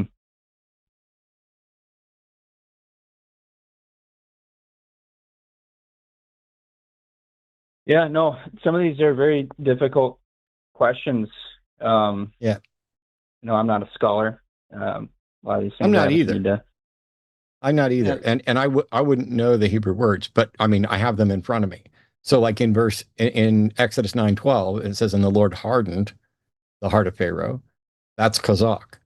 But if you go to Exodus 9:6, no. There's 3 verbs they're going to use. I lost it. For the 5th plague. And the heart of Pharaoh was hardened. That's kabod or kabed. Mm-hmm. That means so to make heavy. Yeah. That is not necessarily God acting, but Kazakh is God doing. It could be God doing it, both of them. But when we're using different verbs, the same author um, is using different phrases. And so I take a slightly different meaning. To me, when I read the Exodus story, what I see is God's going to go and free his people, which is really weird that, the Pharaoh has magicians that can turn sticks to snakes, but Moses is just better at it. He's just got a bigger snake, which to me is a whole nother metaphor in the modern culture, but I get it. The thing is, at first, it's like Pharaoh is stubborn. God does this, and Pharaoh relents, but he stubborns himself, is how I tend to read it. That he's just like, okay, that's over. That's not going to happen again. I'm not letting those people go. And at some point, Pharaoh genuinely is ready to completely give up and allow Moses and his people to leave. And instead, God hardens his heart. Now, we can set aside the fact that there is absolutely no reliable archaeological evidence or sociological evidence to suggest that the ancient Israelites were in fact enslaved in Egypt. You don't see the cross-contamination of cultures or anything else. None of this makes any sense. But at a minimum, Pharaoh's definitely definitely ready to let people go. And when it says God hardened his heart, it's so he can get in his last shots to be like, no, I'm God, and I'm going to kill all of your firstborn because I made you even more stubborn and opposed to me than you were. I don't know how to make that make sense either. All of it sounds like a monster. Mm. Like if I advocated killing everybody's firstborn who wasn't an atheist, I think that theists of all stripes would be completely justified in calling for my incarceration or extermination. Sure, but we're Why talking would it about be God, different though. for a God? This is, I mean, God can do whatever he wants. He created the Why? universe, and So, sorry, go ahead. well, I mean, I'm just responding to your statement. You said he can do whatever he wants. I just asked why. Why do you think he can? Like, does God not have some sort of a, I don't know, a moral code? Because, like, in my view, like at a minimum, Well, God he has to be gives life and he just. takes life. He definitely takes life, right? And But is he just? He's allowed to do that. We aren't, right? Like, But Is it there's is certain it things moral? that he Is he can do that just? we can't. Is it But is he moral just? for Sure, he can take life it and it's moral? morally Yeah. just, of course. Yeah. Okay, So course. when God has, so you called in to say that God isn't awful, and what you're saying is when God drowns the overwhelming majority of the world, when he kills the firstborn, when he orders people's wives raped, those things are all just because God is above the law. right. But that perverts the word justice.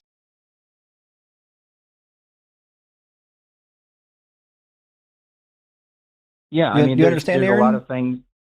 No, I totally get it. There's a lot of things in the Old Testament that you're like, kind of scratch your head and you go, okay, why did God do this? How weird. But at the I'm sorry, Aaron. I apologize. I don't have the self-control despite wanting to. First of all, the fact that we're talking about things in the Old Testament, things are just as bad, if not worse, in the New Testament, because that's where the infinite torture for finite crimes comes in, and where where Jesus, claiming that he's God, affirms all these Old Testament things, and that before Abraham was, I am, which means it's Jesus who's doing all this in the Old Testament. You don't just get to pretend that God was an evil dick at some point, or he's no, above the I'm law not. there. I don't separate them. I adhere to You both. literally and I did. believe Jesus. You literally did. You Old said there Testament. are things in the Old Testament that make you scratch your head. Are there Well, things because in the New we're Testament talking about that make you that. scratch your No, head? I think Revelation is the Revelation is the bloodiest book in the Bible. I don't disagree with that, but we were specifically talking about the Old Testament. That's why I mentioned that. I'm not. I was specifically talking about the God of the Bible. I don't make a distinction, which is why I go back to that. But you're saying that no matter what God does, it cannot possibly be immoral. Correct. Whatever Okay. God does. Then cannot you be don't believe in immoral. any sort of morality. You believe in a governing dictator who expects something of you, and you better obey. And if you don't, he will have your children killed and your wife raped, and that it's okay. Right, which is the point. I don't believe that.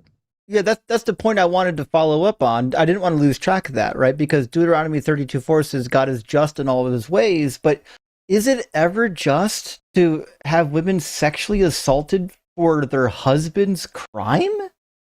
For anything. Isn't the definition of justice that you get what you deserve, and if you didn't commit the crime, you don't get punished for it? Well, Absalom for sure got punished later. So are the women. They didn't do anything. Sure, yeah, the women were innocent for sure. So that can't be just. Well, I mean, you can point to that, but you can also point to, all kinds of different stories in the Bible where somebody did something and then there was a consequence because of it. I mean, the first sin. I mean, we just go back to Adam and Eve. This is a consequence. You can point to that. You can point to all kinds of things. It's a punishment. It's not a consequence. What was David's consequence for sleeping with one of his general's wives and having that general killed? What was David's punishment? Well, basically the destruction of his family. I mean, you can go down to Solomon. What does the Bible say? What does God say David's punishment is going to be? Well, he loses his child. That's the first thing that happens. Yep. And what else does God say David's punishment is? If you look at David's lineage, it's a mess, right? I asked what God said. No, the only punishment that David gets in the chapter is it says that the sword will not depart from your house. Right. Yep. I do. Yep. That's true. Yep. So that's it. But your view is that David's punishment is to have his child die. Isn't that a punishment for the child?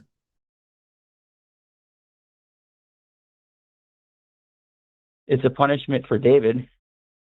Why? Why would killing David's bastard child be a punishment for David? He's losing. Actually, helping him bury the evidence. He was what? Because it's a punishment because he lost his firstborn son. No, that wasn't his firstborn son. He was already married to Abigail. That was his bastard child with Bathsheba. His firstborn son is the one that had sex with his wives in public. Oh, right. Yeah. Absalom. Yeah. He should have been already married to Michal and Abigail. Yeah, Absalom also killed his brother for having sex with his sister. See, none of this story actually happened. That's why there's mirrors in the narrative. So David has an inappropriate sexual relationship that results in a child, tries to cover it up. He's unable to cover it up. So he covers it up by having the guy killed. And then after the guy is dead and Bathsheba has mourned, he marries Bathsheba, or she becomes one of his wives, which is already weird that we were using wives in the plural sense, but okay, hey, do your own thing. And so there's no punishment for that. Instead, God comes along and says, hey, that baby's going to die. But that's not his firstborn. He's got many wives, many children. This is hiding the evidence. But even if it was enough to make him sad, even if David wasn't a monster, which he was, and David had love for that child, why would it be a good punishment to kill someone's kid because they disobeyed? Why is all of this, like, it goes all the way back to the Garden of Eden, as you said. One man brought sin and death into the world, and we're all paying for it. If you had an employee who stole from you, do you think it'd be fair to send his kid to jail as a penalty? Mm-hmm. This is not morality.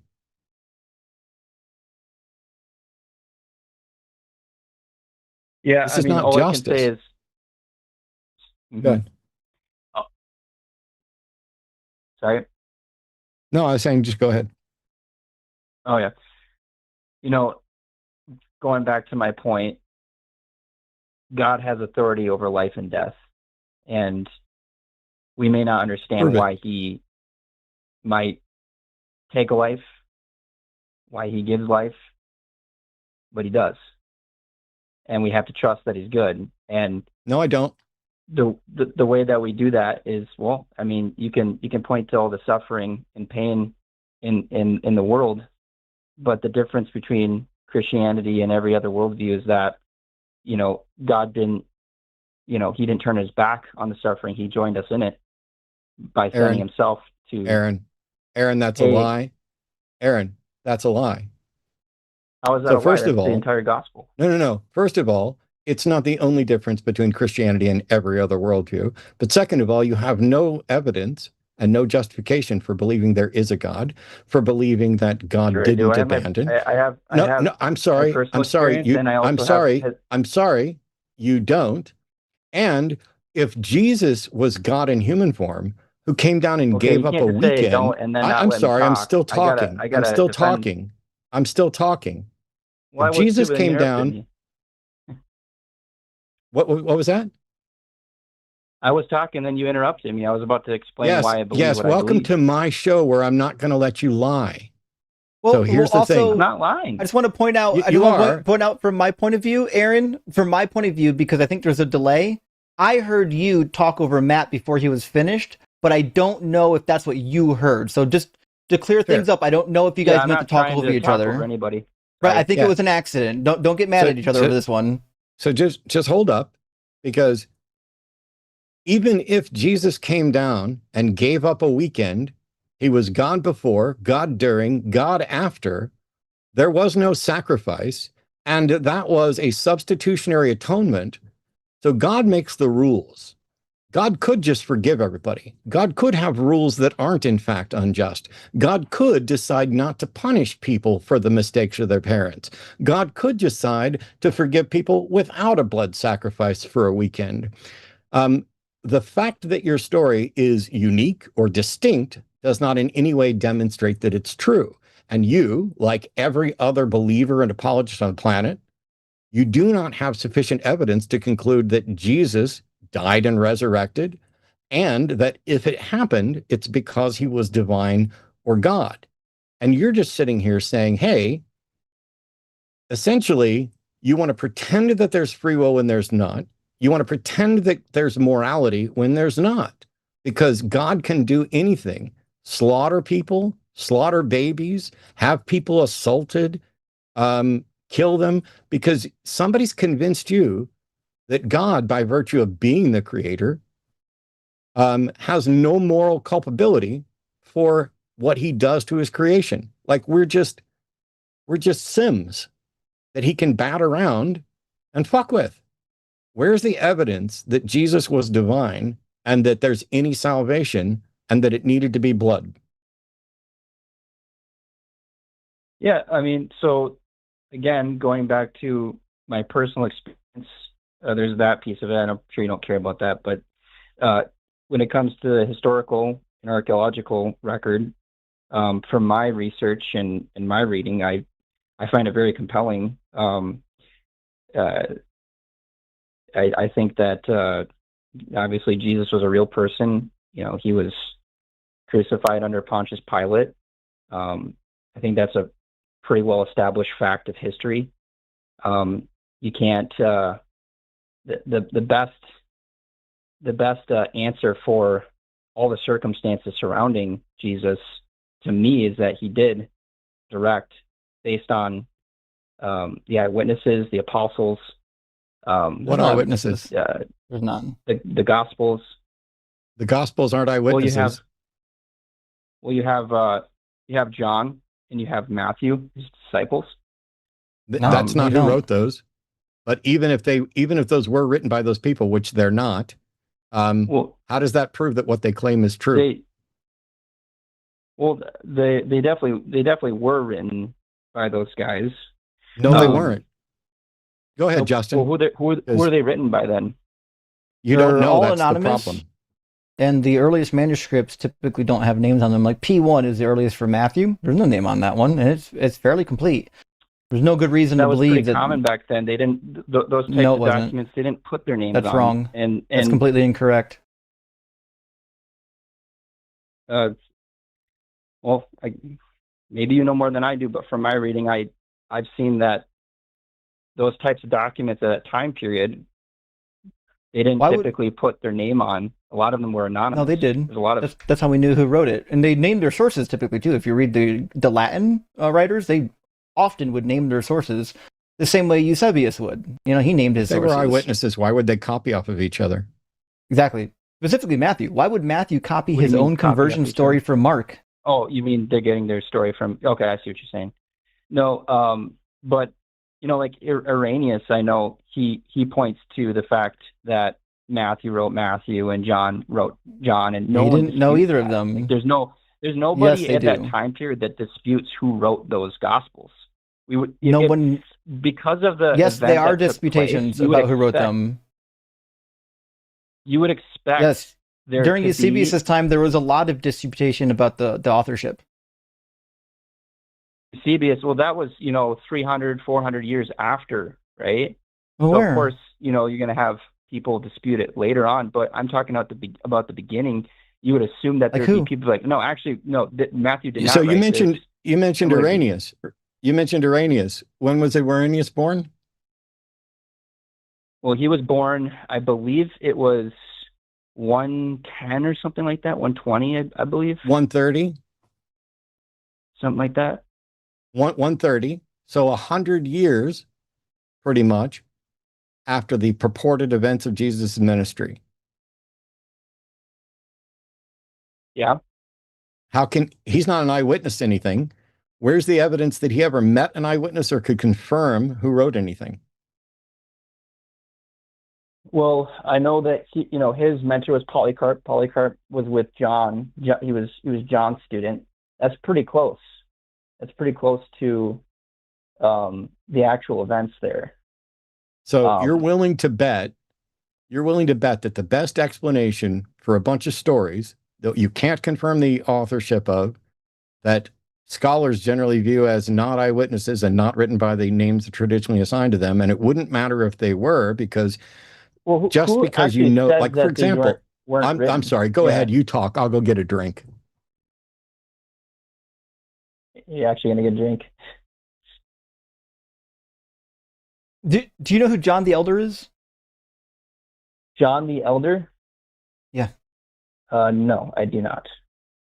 Modern scholarship seems to be pointing towards the fact that the John being spoken by Polycarp was John the Elder, not John the Apostle. And John the Elder was really well known at that time period. And that's part of the problem with these authorship type issues. You got multiple people named John. And someone's like, hey, well, John wrote that. John who? Well, they didn't tell us. Yeah. Well, that would be John, son of Zebedee, I believe. But if it's the disciple, but it certainly could have just been the elder. And we have no reason to believe that it was John, the son of Zebedee, because the author in the last chapter of John identifies as a we. It's a multiplicity of people. Mm-hmm. So it's clearly somebody, like if you read through the Gospel of John, there's clearly somebody, we don't know who's collecting sources. In chapter 1, they're collecting the sources from John the Baptist. It even says in chapter 1 that they're literally getting the witness from John the Baptist, whoever it is. And then in chapter 21, they're clearly collecting a written witness. Well, they claim it's a written witness from John the disciple, right? So at the very end of the chapter, let's go to chapter 21 or 22. I thought it was 21. All right. See, chapter 21. Peter turned and saw the disciple whom Jesus loved following them. Yada, yada, yada. There we go. Verse 24. About the story about Peter, he says, "This is the disciple who is testifying to these things and has written them, and we know that his testimony is true." So these people, there's more than one, and they're saying, listen, we're collecting this testimony from John, but they also say that they're collecting it from John the Baptist, right? So you can see why the authorship of this gospel could easily be attributed by the name John, because it really focuses on both of the Johns a lot. But there's no reason to believe that John, the disciple, wrote any of this. Yeah. I'm just going off of what Irenaeus said about, because he was Polycarp's mentor, and Polycarp was John's student. So there would be a chain there that I'm going off of, is what I'm trying to say. Mm-hmm. Did he say which John? Well, because it's just implied that my understanding is he says John. Yeah. No, he doesn't. I don't think he says apostle. And I could be wrong. We can look it up. I don't think he actually does. In fact, let me just look it up. Give me a second. I'm pretty sure. I think it's listed as John the Evangelist, and there's debate on whether it's John the Apostle or Patmos or Presbyter. Yeah. So we don't even know which one, and we don't know that it happened. See, this is what I call, damn, I'm going to forget what I called it. Compounded inference. And so much the way we compound interest and rip people off, compounding inferences rip people off too, because you begin with an inferred assumption of who somebody's talking to and that it's accurate. And then you extend that inference to the next level, and then you extend that to Irenaeus. And then you try to use that in a circular fashion to affirm the thing that you began with an assumption. And, I know you said, hey, you're not an expert, but based on your studies, well, I would say you should take your studies and compile them and submit them to maybe change what the scholarly consensus is, because you are not in line with the scholarly consensus on any of this.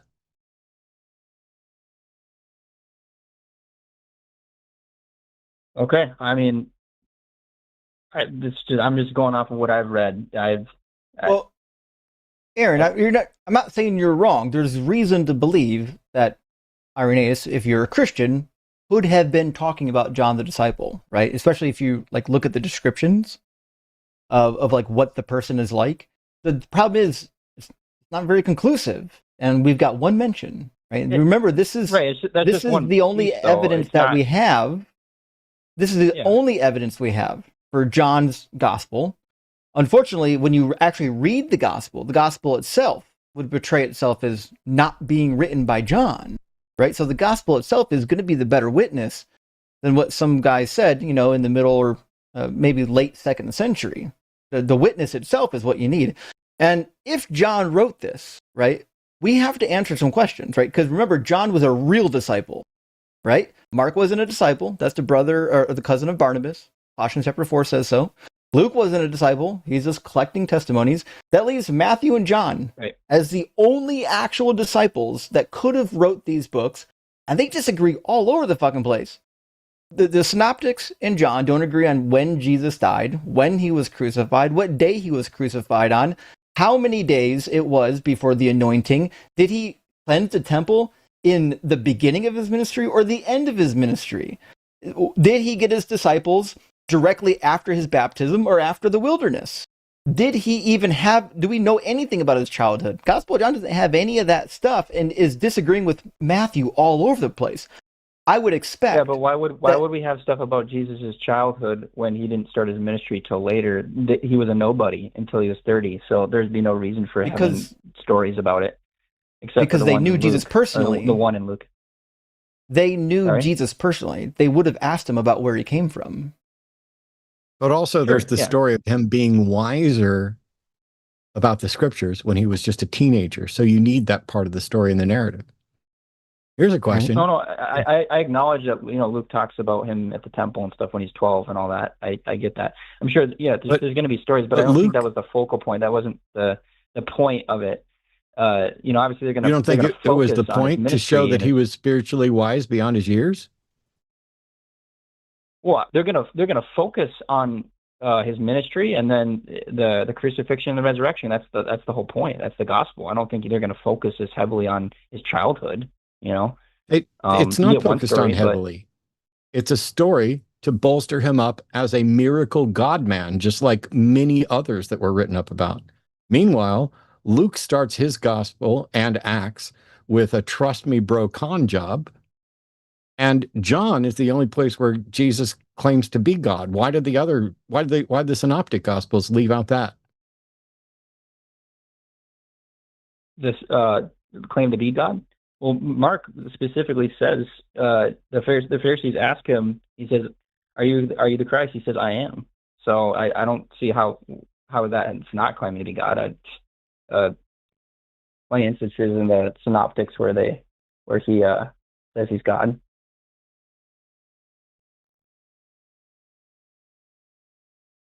You still there? Yep. Mm-hmm. See, my understanding, and maybe I'm wrong, is that John is the only gospel where Jesus actively asserts that he is God, rather than responding in some cagey way. And if there's a straight statement like that, I'm teaching. I'm sorry. But go ahead, interrupt me again. It's delayed. worked well every other time. I'm sorry. It's maybe a little delayed to continue. I'm not trying to. Nope, I'm done. We have other callers, by the way. Oh. Okay. All right. Well, thank you. Yep. Call us another time, Aaron. Dig in, do some researching, get your research worked out. Maybe I'm wrong. I'll get with Justin, but we got callers and they've been on hold. And so at this point, we're just going in circles for now. So let's try it again another day. Yep. All right. Sounds good. Check out the we passages in John 1 and John 21. There's at least 3 different occurrences where the authors say we. Okay. Yeah, Thanks, Aaron. We'll do it. Okay. There is a delay, and that's why he got cut off mid-sentence, but that was not it. Yeah. We got other callers, and they've been patient, and I don't want to be rude because I'm very grateful people called in. So Gil is calling from New York. Theist pronouns are he, him, says, just because the Bible uses the name of God doesn't mean God said a thing. Hey, Gil, how are you? You're on with Justin and Matt. Hey, what's up? How you guys doing? So pretty good. I just found. I'm sorry. Yeah, I just started watching you guys, and I noticed. Yeah, you guys have a point when you bring out when you try to make Christians or people who believe in the Old Testament defend atrocities that. Hey, Gil. Hello? Gil, I'm sorry, we've got an audio problem. Are you on a speakerphone? Yeah, I turned off speaker. Can you hear me clear now, or? Don't be on speakerphone. It's overdriving the audio, and so it's clipping and echoing. Okay. Can you hear me better now? It might be a little bit better. I just want to make sure we could hear you because the call was crackling and it's kind of echoey. So go ahead. I took continue. It Sorry. Okay. All right. So yeah, obviously they attribute atrocities like rape, genocide, and they say, hey, God command us to do these things, but we know it's a human text. We know that whoever was in control of those people, maybe a priestly class or whatever type of government that was over these people, they were trying to rile up people, give them a sense of identity. And we see that today where church pastors tell their flock, hey, you have to give tithes, or God says he wants me to have a jet. So, give, and keep on giving. And people do it as long as you put it to God, because humans, they have a innate need to worship a higher power or seek a higher power. So I just very smart. Gil, your audio's breaking up. We can't hear you. Hello? So do you think when the Bible says that God did something or said something, that it's probably wrong or possibly wrong? I think God didn't say that thing. I think it's whatever. How do you know what God did or didn't say? Well, I think it was God, he doesn't change, right? I think God is, he would say the same thing now. It wouldn't be able to, over time, you can have a change and be well, back then, murdering, the whole, women, children, and the young is okay, but now we know that's genocide, and we are like what they call it. I forgot the term is, but like we grew up our religion, so now we think that's wrong. I don't think God Gil, ever makes what it do you think right. I asked you? You said like, do you think God said it? And No. And is that No? Listen carefully. How can we tell what God did or didn't say? I think you could ask him in your heart. I don't have any answer from any God in my heart or anywhere else. How can we tell what God did or didn't say? Discernment. You don't think he said it. You don't think God is real, right? So if God isn't real, he didn't say that. Exactly, right? No, that's that not means true. He didn't say it. Gil, that's not true. Gil, You no, just said listen. that. Gil, please just listen. You're making very simple mistakes that are really easy to correct. It may be the case that God is real, whether I believe it or not, correct?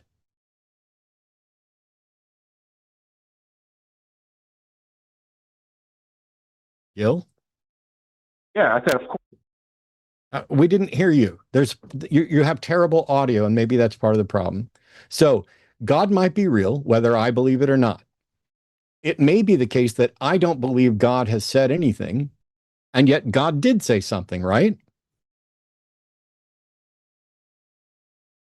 Hello?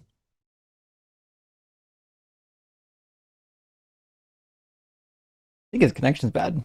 Yeah, I don't know. Gil, you think God said things and did things, right? Nobody can hear you, Gil. I don't know if your phone is muted. Can you hear me now? Can you hear me? Yeah, I hear you now. Okay, I was on mute. I guess my face touched the phone. So you think that there is a God who said and did things, right? Of course. Are you saying are you saying that we have no way of telling what that God said or did apart from just God telling us in our hearts? I think, yes, I believe that, yes. Okay. I used to believe those things too. I have no evidence that any God has ever told me anything or answered any question, even when I was a devout Christian studying to be a minister. Why do you think God has told you something that he hasn't told me? Maybe because you didn't want it enough. Okay. So if you really, really, really wanted it, if you wanted it more than I did, I'd be impressed, considering I spent years studying this, never had a bad experience with the church, on my knees crying and begging for God to answer anything. And yet somehow he tells you what he said or did. So let's ask you, since you have this gift of discernment that my mom also thought she had, in Genesis, when he decides to punish Adam and Eve, did God actually do that? I don't believe in Adam and Eve. Okay. Do you believe that he had David's wives sexually assaulted? I think whoever wrote that chapter wrote it hundreds of years after David existed, and they probably just used it as an excuse for why that's not what I asked, happened to David.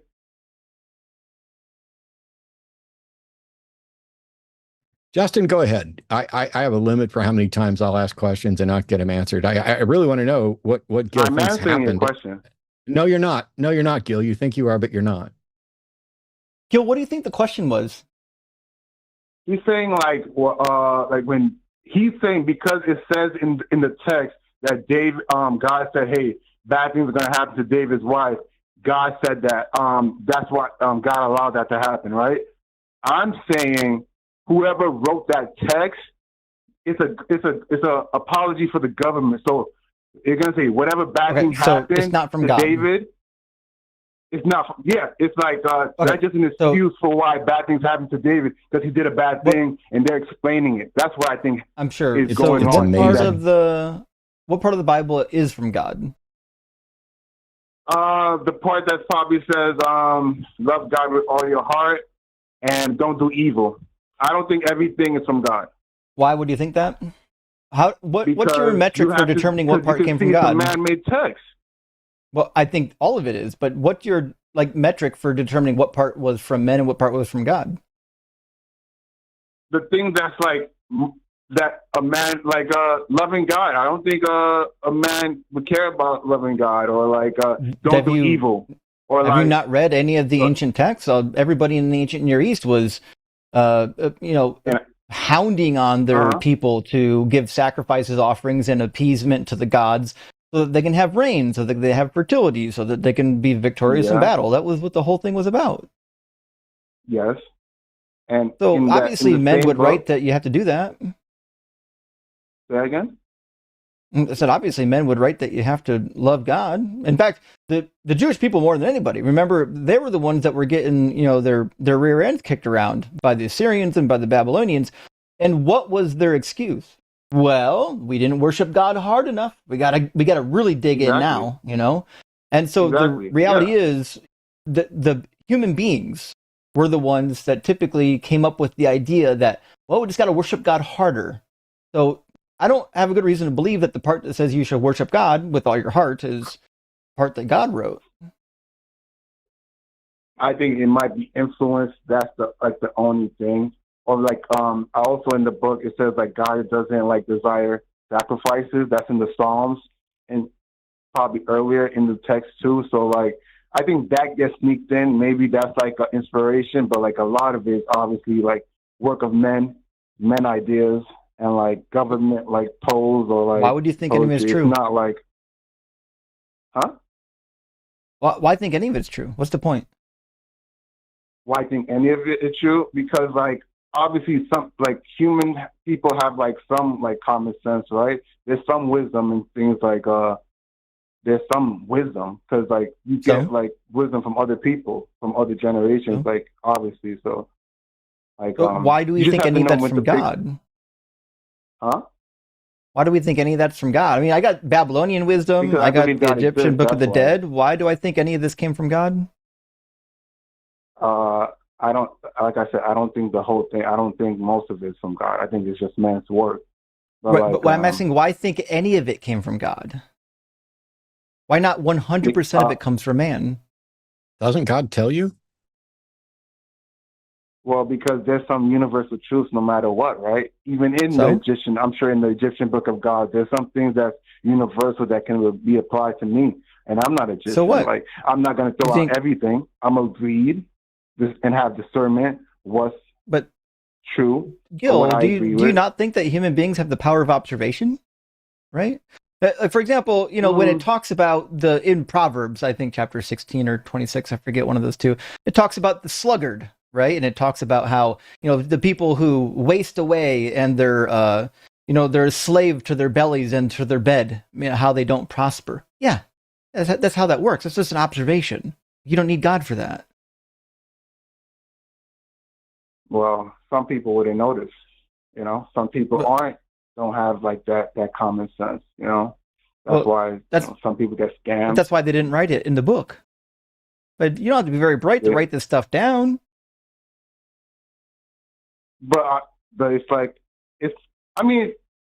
you don't have to be. I think you do. I think you do. I think you do have to be a little bit bright. Why? Because it's a universal truth. And so what? It has to be shared. Well, it's not universally true. Universal first of all, truth, and how do you know? Yeah, it's not universal. First of all, it's just very common. But something being very common and mostly true doesn't mean that it came from God. Oh, that's your opinion. Okay. I mean, I'm sorry. Okay. Do you understand what logical fallacies are? Go ahead, explain it to me. Sure. Fallacies are when an argument is structured in such a way that true premises no longer lead to a true conclusion. And so if you have a flawed argument construction, you will get to a conclusion where you cannot know if it's true or false. And so if you assert that it is true, you are committing a logical fallacy, and now you are advocating for an irrational or unreasonable position, right? Okay, and what's so unreasonable about my position? Your position is fallacious because you asserted that there is a universal truth that necessarily comes from God. That's an assertion without any justification. And when we pointed out that it's not always the case and that there's not a demonstration that it's ever the case, you decided to write it off Did you as, well, prove that's it's not just from your God? opinion. I'm sorry. I don't know why you're trying to interrupt me while I'm trying to teach you something. Do you want to learn or not? You can go ahead. Cool. So, for example, I wanted to know if you could give me an example of a universal truth so that we could figure out if such thing existed as a universal truth and if it necessarily tied to God, because we're not just going to take your word for it, because you have cherry picked from the Bible based on your assumption. You think there is a good God, and so you tune out anything in the Bible that you don't like. You went to Psalms, I'm assuming 51, where it says that God doesn't delight in physical sacrifice, but you ignore the passage in Exodus 29 that talks about how the burnt offering aroma is pleasing to God, which means God does, in fact, by definition, delight in physical sacrifice. So there's two contradictory positions there, or potentially contradictory positions for us to resolve. And you've picked one over the other because one of them is consistent with the good God you believe in, and the other one isn't. And what we need is a way to figure out if you're right and how you or anyone else can know you're right. And you offered up, there are universal truths that must be from God. I want to know what one of them is. To address the point that you mentioned before that, and I'll answer your question, you said I meant obviously Psalm 51, and then you just opposed it against like Exodus. In Deuteronomy, that same theme in Psalm 51, where he said God doesn't delight in burnt offerings, it's mentioned, I believe, in the 30th, one of the 30th chapters, where it was like, God doesn't really care about that. It's like about your heart. So it's kind of consistent. If you you can see, like I said before, you can see it in earlier chapters, in earlier books of the Bible as well, not just in the Psalms and later editions. But So first of all, Exodus is before Deuteronomy. And what I you've know done is that, you've but taken, I'm sorry, what you've done is you've taken a contradiction between a passage in Psalm and Exodus, and you've added a third option. So now there are three individual claims, one that God does like physical sacrifice, one that God doesn't, and another one that you raised, which is irrelevant to whether or not he likes physical sacrifice, that says he prefers obedience to sacrifice. So you knew just enough to try and weasel out of the contradiction, but you failed because your passage in Deuteronomy does not address the contradiction. And I'm still waiting for an example of a what was it, universal truth? universal truth. I can't say that off the top of my head. So how do you know there I are can't any? tell you. Well, we all need to eat. That's the universal truth to survive. That's the universal truth. You need oxygen. That's the universal truth. There's No, this has got to be a fucking troll. This is a troll. Hey, it's a universal I'm truth. not trolling. How am I trolling? Gil. Nah. Under that criteria, what you're talking about are trivialities. Under the same criteria, it is a universal truth that my name is Matthew Wade Dillahunty. That's not a universal truth. That's a particular truth. That humans need oxygen is a particular truth. It is a truth about the state currently of humans. That may change or may not change, but that is not a universal truth because it is not something that's true everywhere about the universe. I mean, humans are only here. Sorry, what? Go ahead. If I got 3 hairs on my nutsack, is it a universal truth that I have 3 hairs on my nutsack?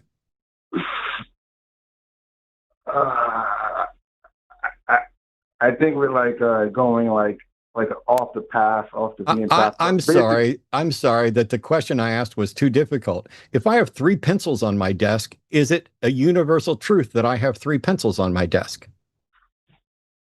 Yeah, sure. That's not a universal truth. I'm sorry. Go ahead. Justin, I think you had something.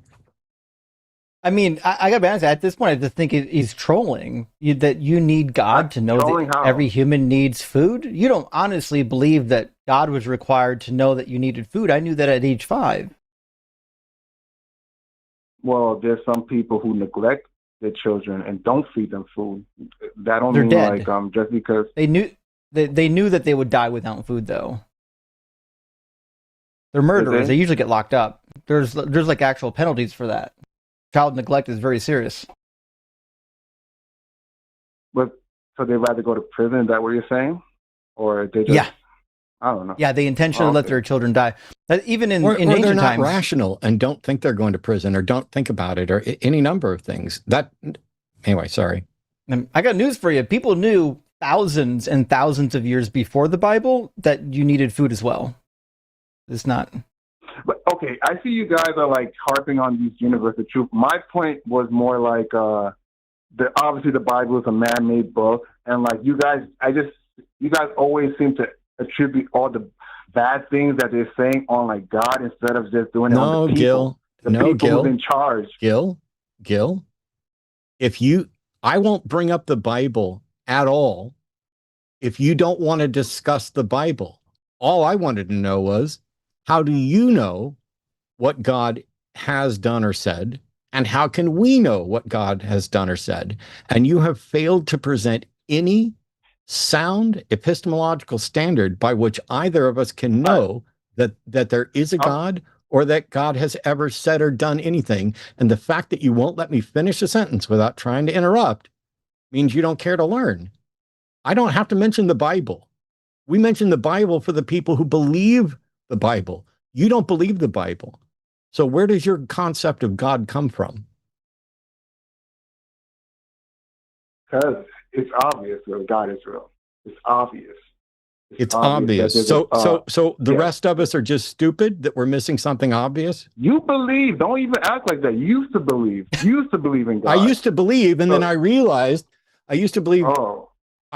Used to believe, and then I realized that it was irrational to hold that belief. You're saying it's obvious that God exists and that somehow we are missing this. So if it's so obvious, present the evidence for it. You won't believe my evidence because, like, when people bring it before you're a coward. Answered prayers, you're a coward. You say that's not. You're a coward. You're a coward, what? Gil, and you know you're delusional. No, I'm going to mute you, and you're going to listen. It's time for Daddy to step in now. The whole purpose of this program is for people to call in and defend their beliefs. If you don't have evidence that we will accept, then the question becomes, why do you accept it? Which we've done over and over for ages. I gave you a golden opportunity to explain to us where your God concept comes from, because it does not come from the Bible, apart from you cherry picking the verses that you think are consistent with the God that you have invented inside of your head and maybe your heart. Although my heart pumps blood and doesn't do any thinking or transmission or receiving from any gods or beings. I gave you a chance, and I'm going to give you another chance to explain where your God concept comes from. And if you just say, you won't believe my evidence, then you are admitting that your evidence cannot stand up to rational, educated investigation and inquisition. You are admitting that your reason is not rational and not deserving of consideration. You are admitting that you believe things with no good reason, and that's never good, which is why you are already starting to crash out. And instead of offering up your reason, you've decided to shrug it off ahead of time. Well, I would tell you, I would prove God, but y'all wouldn't believe it. You're suggesting there's something wrong with us. And so in counter, I'm suggesting there's something wrong with you. I think you have bought into a load of bullshit. You are willingly irrational. You've invented a God of your own making. And now I'm going to give you the chance to prove me wrong by demonstrating where your God concept comes from and why other people should agree with you. It is your turn. Hello? Did you hear all that? Yeah, I heard it. Cool. Your turn. Okay, so like I have like 2-3 points. Nope, you have prayers, one question. Number one. What do you think the prayers. question was? You said, like, prove to us that your God is real and not a figment, basically a figment of your imagination or your trolling. Nope. Nope. I asked, That was where the does your God basic concept come? gist. I asked, where does your God concept come from? Because it doesn't come from the Mhm. Bible. But, and then once you told us where your God concept comes from, then we could get into what the evidence is. But I'll just skip where your God concept comes from, despite the fact that that was the actual question. And you've started with answered prayer. Please prove Yeah. that any prayer has ever been answered and how you know it was answered by your God. Well, my dad, they gave my dad 2 hours to live. I pray to God that my dad's life would be extended, and he's still alive today. This was in May. Okay. I'm sorry. We have to go back to logical fallacies. The fact that Logical something happens fallacies, what? after, I'm sorry, just listen. The fact that something happens after another something doesn't mean it was caused by that something. So Wow. if you have a headache and you take a prayer, if you say a prayer and you take an aspirin, which one fixed your headache?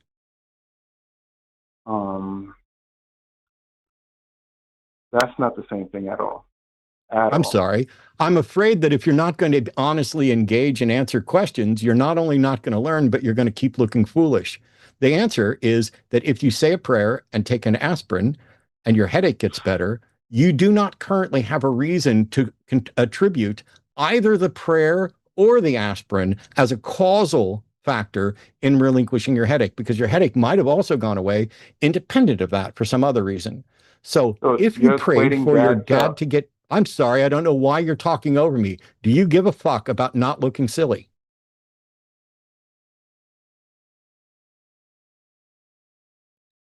If you prayed and your dad stayed alive longer than the doctor said, how did you determine that that was God answering prayer instead of the doctors were wrong or your dad got better for other reasons? How did you determine that that was answered prayer? You know how? My dad has congestive heart failure. It's working at 5%. So do I, dumbass. So do I, dumbass. I've had quadruple It's or not the triple same bypass. thing. He has a stage 4 sacral ulcer on the back of. Okay. I'm sorry about your dad, but you're going to have to calm down. I'm asking very simple questions. Let's try this again. Gil, how did you determine that your dad's continued existence was in fact God answering prayer instead of some other explanation? Because it came true. That's how I know. That's okay. I'm still alive. Is it because of prayer? You're in better health than my dad. Of course, that's not the reason why. Okay, this is stupid beyond belief. You're being just incredibly dishonest. Dishonest? I'm asking you. I'm telling the truth. Yes. No, you're being incredibly dishonest with yourself and all of us. Is it possible, Gil, that your dad stayed alive without help from any God? It's not possible. How the fuck do you know that it's not possible for your dad to stay alive without a God?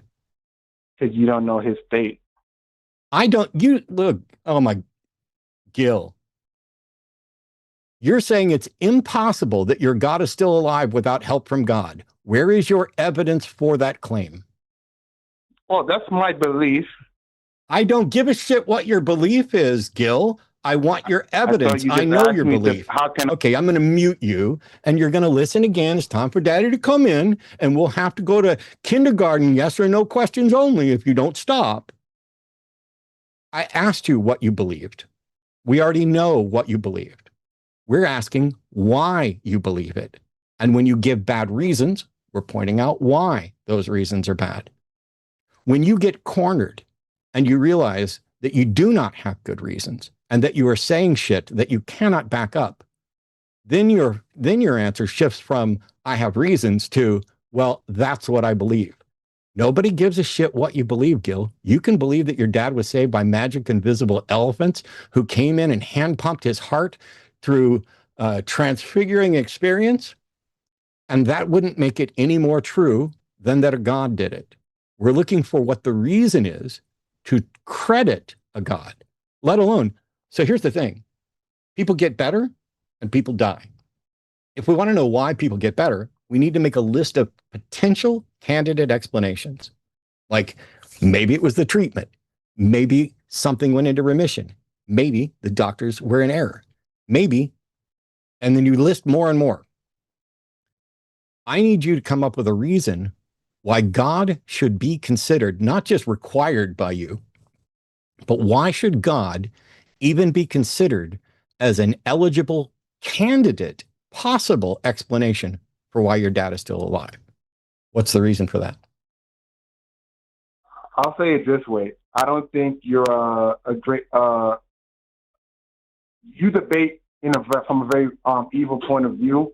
Like you. I'm you come evil. up with claims that not in the evil in the sense that No, like, fucking you come compliment. Up with, No. You come up with No, claims Gil. so that way No, nobody Gil. could No, ever Gil, this get is it. good. You never want No, them Gil. to say. You'll never agree. Gil, You'll never Gil, agree. this is really good. You're crashing out so fucking hard right now by saying I debate from an evil standpoint because you don't understand the basics of logic or epistemology. And when you get cornered into demonstrating that you are making shit up again, Arnold, just like it's the Book of Mormon, you want to call me evil. So I'm going to let you try and talk over me for a second while I continue, and then I'm going to shut up and I'm going to mute myself. And Justin can get in here because I've been unfair for part of this call. But, it's my show. And I managed to get you to suggest that instead of having any good reason for any of your beliefs, understanding anything you've talked about, or demonstrating the truth of anything, I'm just arguing from the evil perspective of requiring logic, reason, and evidence. And I'm sorry you don't give a shit, but thank you for calling me evil. I'm done now. Justin?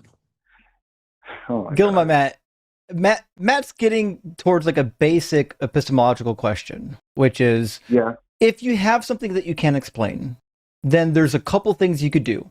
You can say, what are the possible explanations that are at least plausible, right? And you can put them on the table, right? So you could say, listen, there's a medical anomaly, right? Something rare happened. That's one plausible explanation. Something very rare happened, and we've got lots of medical cases to prove it.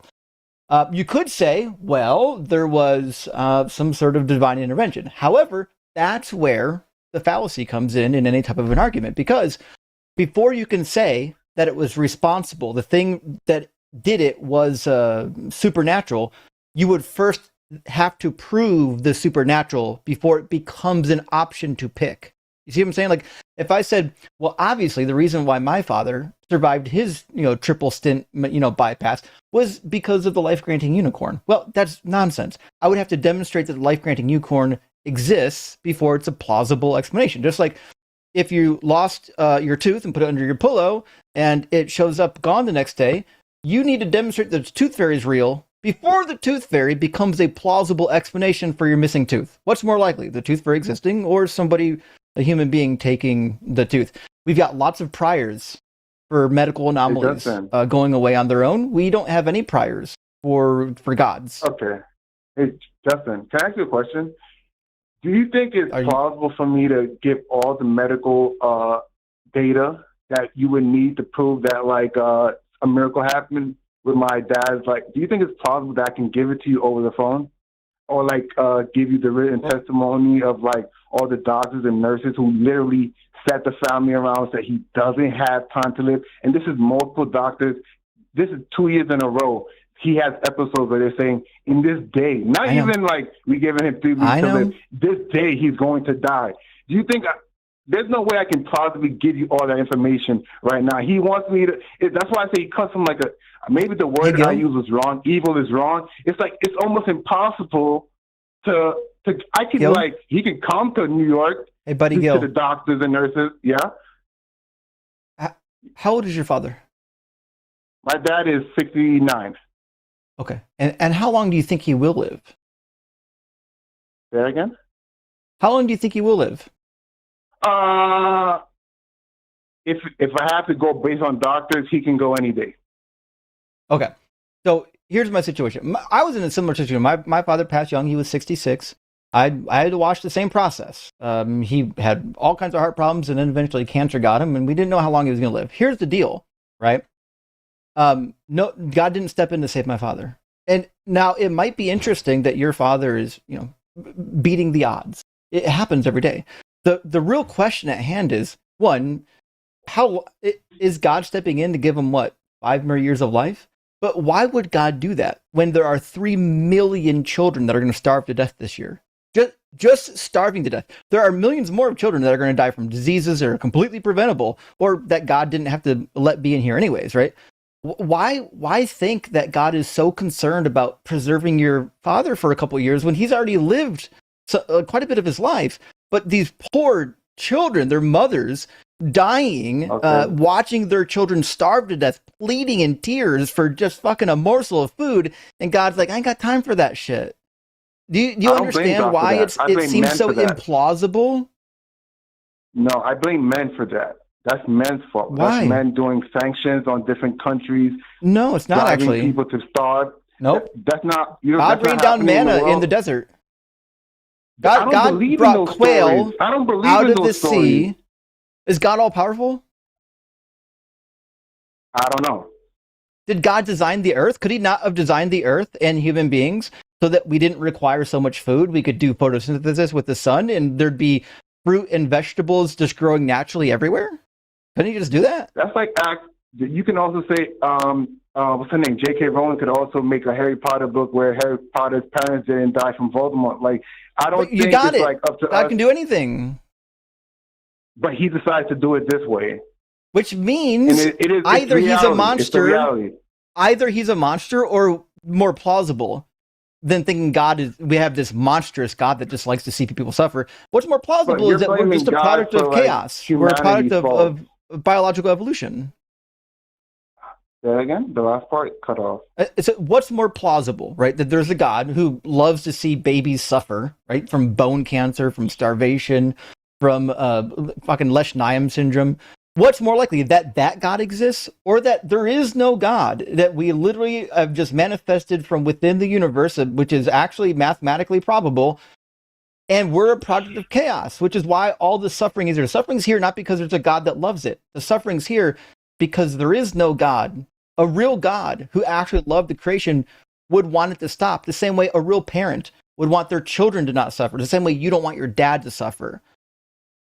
But it can be stopped. People just don't want it to stop. No, God could have stopped it to begin with. Like, for example, if I had 100 children, obviously I don't. If I had 100 children and I said, listen, I'm going to leave for a long fucking time. You're not going to be good at hold of me. But I'm going to put my oldest children, my oldest child, Bobby's in charge of the house. Listen to whatever Bobby says. Now, fucking, I already know, because I'm God. I already know that when I leave, Bobby's going to manhandle these kids. He's going to not feed some of them.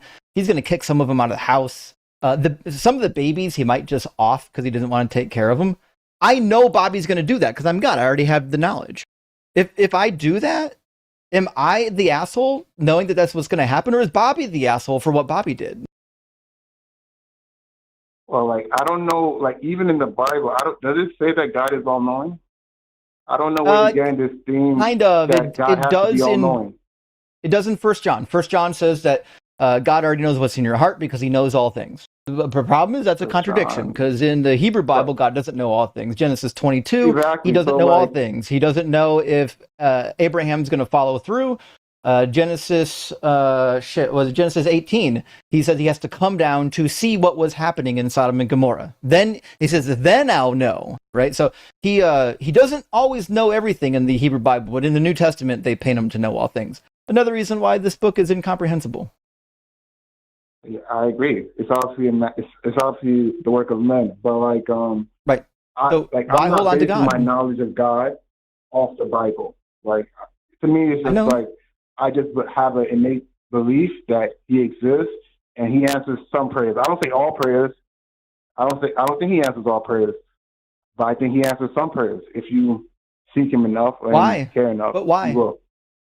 If you had a button right now, and I don't want to ask you too many questions because we've had you up for a while, and I think we've got a couple people waiting to get in, but if you had a button right now, you could press, and no babies would ever get cancer again. They're not going to be born with leukemia. They're not going to be born with bone cancer. St. Jude just goes away tomorrow. Would you press that button? Can I ask you a question with another question? I need a yes or no, buddy. because it's not fair. Because to me, I think eventually it will be solved. Humankind will find out the answer. I'm just asking for, you baby right cancer. now, if you had the ability to press that button, would you press it? I think eventually they will. Eventually it'll be solved. It doesn't matter what you think is eventually going to happen. I'm asking right now, if you could press the button, would you press it? Well, it's not the same thing. Why? I'm I'm not saying it's the same thing. I'm not comparing it to anything. I'm asking you what your moral stance is. Would you press the button if you could get rid of all the children born with cancer? Sure, why not? Okay, and why would you do that? Because it's the right thing to do. You got it. Would God do the right thing, or would God just do the wrong thing? Eventually, it's going to happen. That's what I'm saying. So God would do the wrong thing for most of history, then? Huh? God would do the wrong thing for most of... You know God has the button, right? Existence. You know God has the button, right? And he's pressing it, right? Didn't HIV? No, he's not pressing it. Killer? No. The button. No. The button cures it right now. If you had the button, are you going to press it right now, or are you going to wait 5,000 years? What are you going to do? Well, if everything works out, life would be so boring. No, Gil. Life would be Answer so the question. boring. If you have the button, are you pressing it right now, or are you going to wait 5,000 years to press it? He's in favor of cancer so that life isn't boring. It's every fucking excuse he can come up with rather than face reality. Back. You just, Gil, you just said you're fine with cancer for another 5,000 years so that life doesn't get boring. Dude, you absolutely did. You just don't understand the logical consequences of the words you're spewing out because you don't think. That's not what I said. Life would be boring if everything. I said life would be boring if everything was perfect. That's what I said. I didn't say everything. I'm Justin talking didn't ask specifically you about if cancer. everything would be perfect. Justin asked you if you pushed the button, and in response to a question about whether you'd push the button now or in 5,000 years, you decided to do. Shut your mouth and listen. No. Shut up and listen. You have already trashed any reputation you have for honesty. That's why I came back. What? Yes, honesty. You're a liar and you're lying to yourself. And that's the only reason I'm still talking to you is because I'm hopeful that you will recognize this and stop lying to yourself. Because Justin asked you if you would push the button. Keep trying to talk over me and I'll mute you. It's never going to happen. Never going to happen. Never going to happen. You ain't going to talk over me on my show. Okay. So Justin asked you if you would push the button to end cancer now, or if you would wait 5,000 years. And instead of answering that question, your brain tried to salvage you from having to face the hard consequence of that question and encouraged you instead to spew forth, vomit forth an utterance about how if everything worked out, life would be boring. That's what your brain did to keep you from recognizing that you now have to make a decision. Will you stop cancer now? Or wait 5,000 years. And if you would stop it now, you have to then recognize that you are more moral than the God you worship. And that is the roadblock in your head that is preventing you from being honest with yourself. I noticed you ignored when I said that eventually cancer will be solved. Like, so there will be no children. That's why I asked you. I'm going to mute you. And I'm sorry, Justin. I'm genuinely sorry. I just identified the shitty thing that's been done to your head to make you willingly irrational and standing up for immorality, standing up for a corrupt and weak-ass God, standing up for a God that is not good, that doesn't exist, that you don't have any reason for it. And you decided to say that you noticed, I skipped how you said you think someday cancer will go away.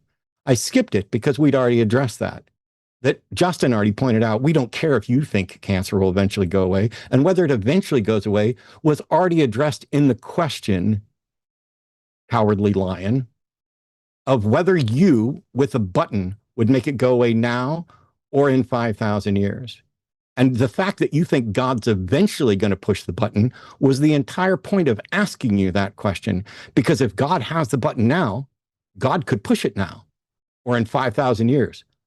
Or 5,000 years ago, or 5,000 years before that, or 5,000 years before that, or 5,000 years before that, or 5,000 years before that. But you are such a simp for a God concept that you have nothing in support of, you're going to pretend that it's excusable because you're convinced eventually he'll push the button.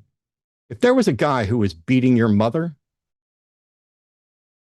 would you be happy saying he could stop beating my mom? He's not. But I'm confident eventually he will stop beating my mom. Yeah. Go tell your mom that. Yo, you see why I asked you that question now, right? You don't even believe in God, so like, why are you blaming God for cancer? No one's blaming God for cancer. I'm giving you an analogy to demonstrate the probability of something. He has no idea what a hypothetical is. He has no idea. My point is this, right? You believe theoretically in a God that is good. I hope you believe in a good God. And you're saying that you're more better than the God. You would press the button now. You wouldn't wait 5,000 years. But this button doesn't exist. I'm still waiting, Gil. Excuse? I need an hour later. Are you pressing the button now or in 5,000 years? This button doesn't exist. Neither does your honesty. It's a fictional analogy. We know nothing exists in this analogy, right? Would you press it now or in 5,000 years? So this non-existent button, I guess I'll press it now. Okay, and you would do that because you would want to reduce the suffering now rather than later, right? Yeah. Because less people would suffer, which is why if your solution is making a shit ton of people suffer when you could make none of them suffer, you're a dick. I don't look at it that way, either way anyway. I think like... it's because your brain's broken, buddy. What? God broke your brain. You're probably a smart guy before this God nonsense. Like I was saying, I don't think like... that's not how it works. Like, we have suffering and then people adjust and they figure shit out. And like, I think by God's grace... Doesn't matter. Good people... Huh? Doesn't matter. God could have made it so we didn't need an answer. Gil, am I better than your God? That's not life, though, right? Gil, am I a better person than your God is? No. Am I more moral than your God? Morality is subjective. Okay. Bye.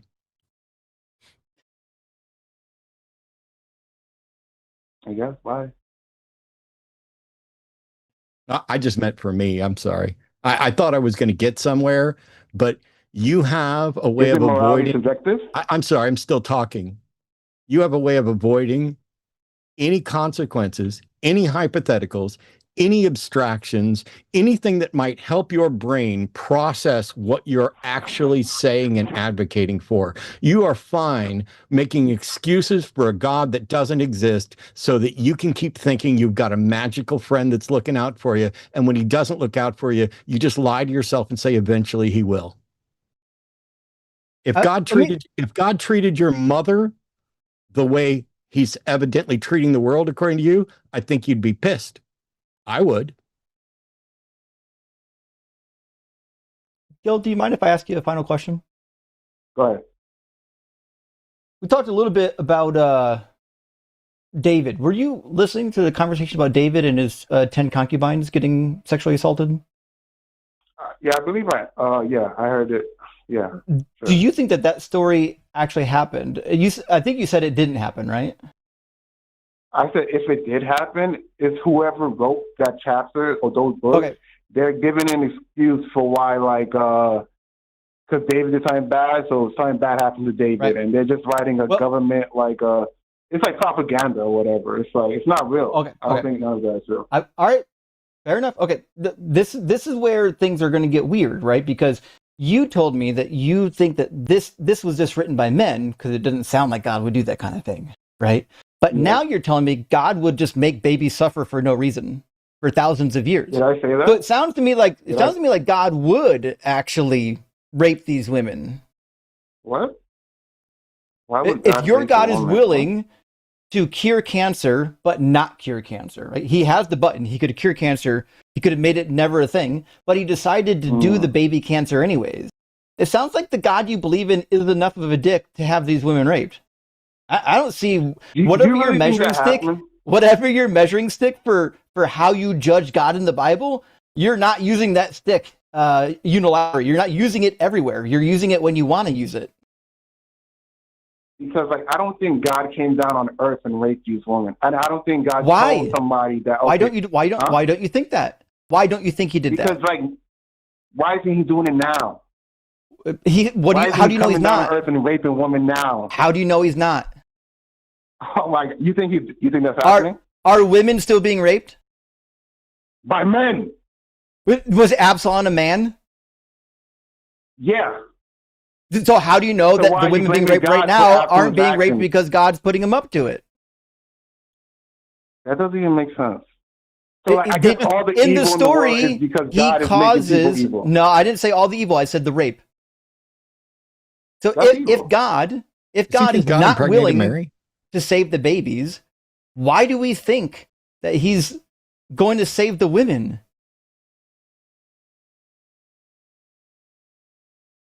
I don't think that even happened, but like that story is just like it's bullshit. You don't think it happened because you don't want to believe in a God that would harm women, but you believe in a God that would harm fucking babies. The God you believe in is the God raping women. It's the same God. You just can't say it publicly because it makes you feel bad. It makes you feel bad that you believe in a God in this book that sexually assaulted women. So you're like, I need to push that text aside. I need to distance myself from that text. But I will believe in a God that will make children suffer and die in front of their fucking parents for no reason. It's the same God. You didn't distance yourself from anything. It's not. No, it's not. It's the same guy. No, it's not. Yep.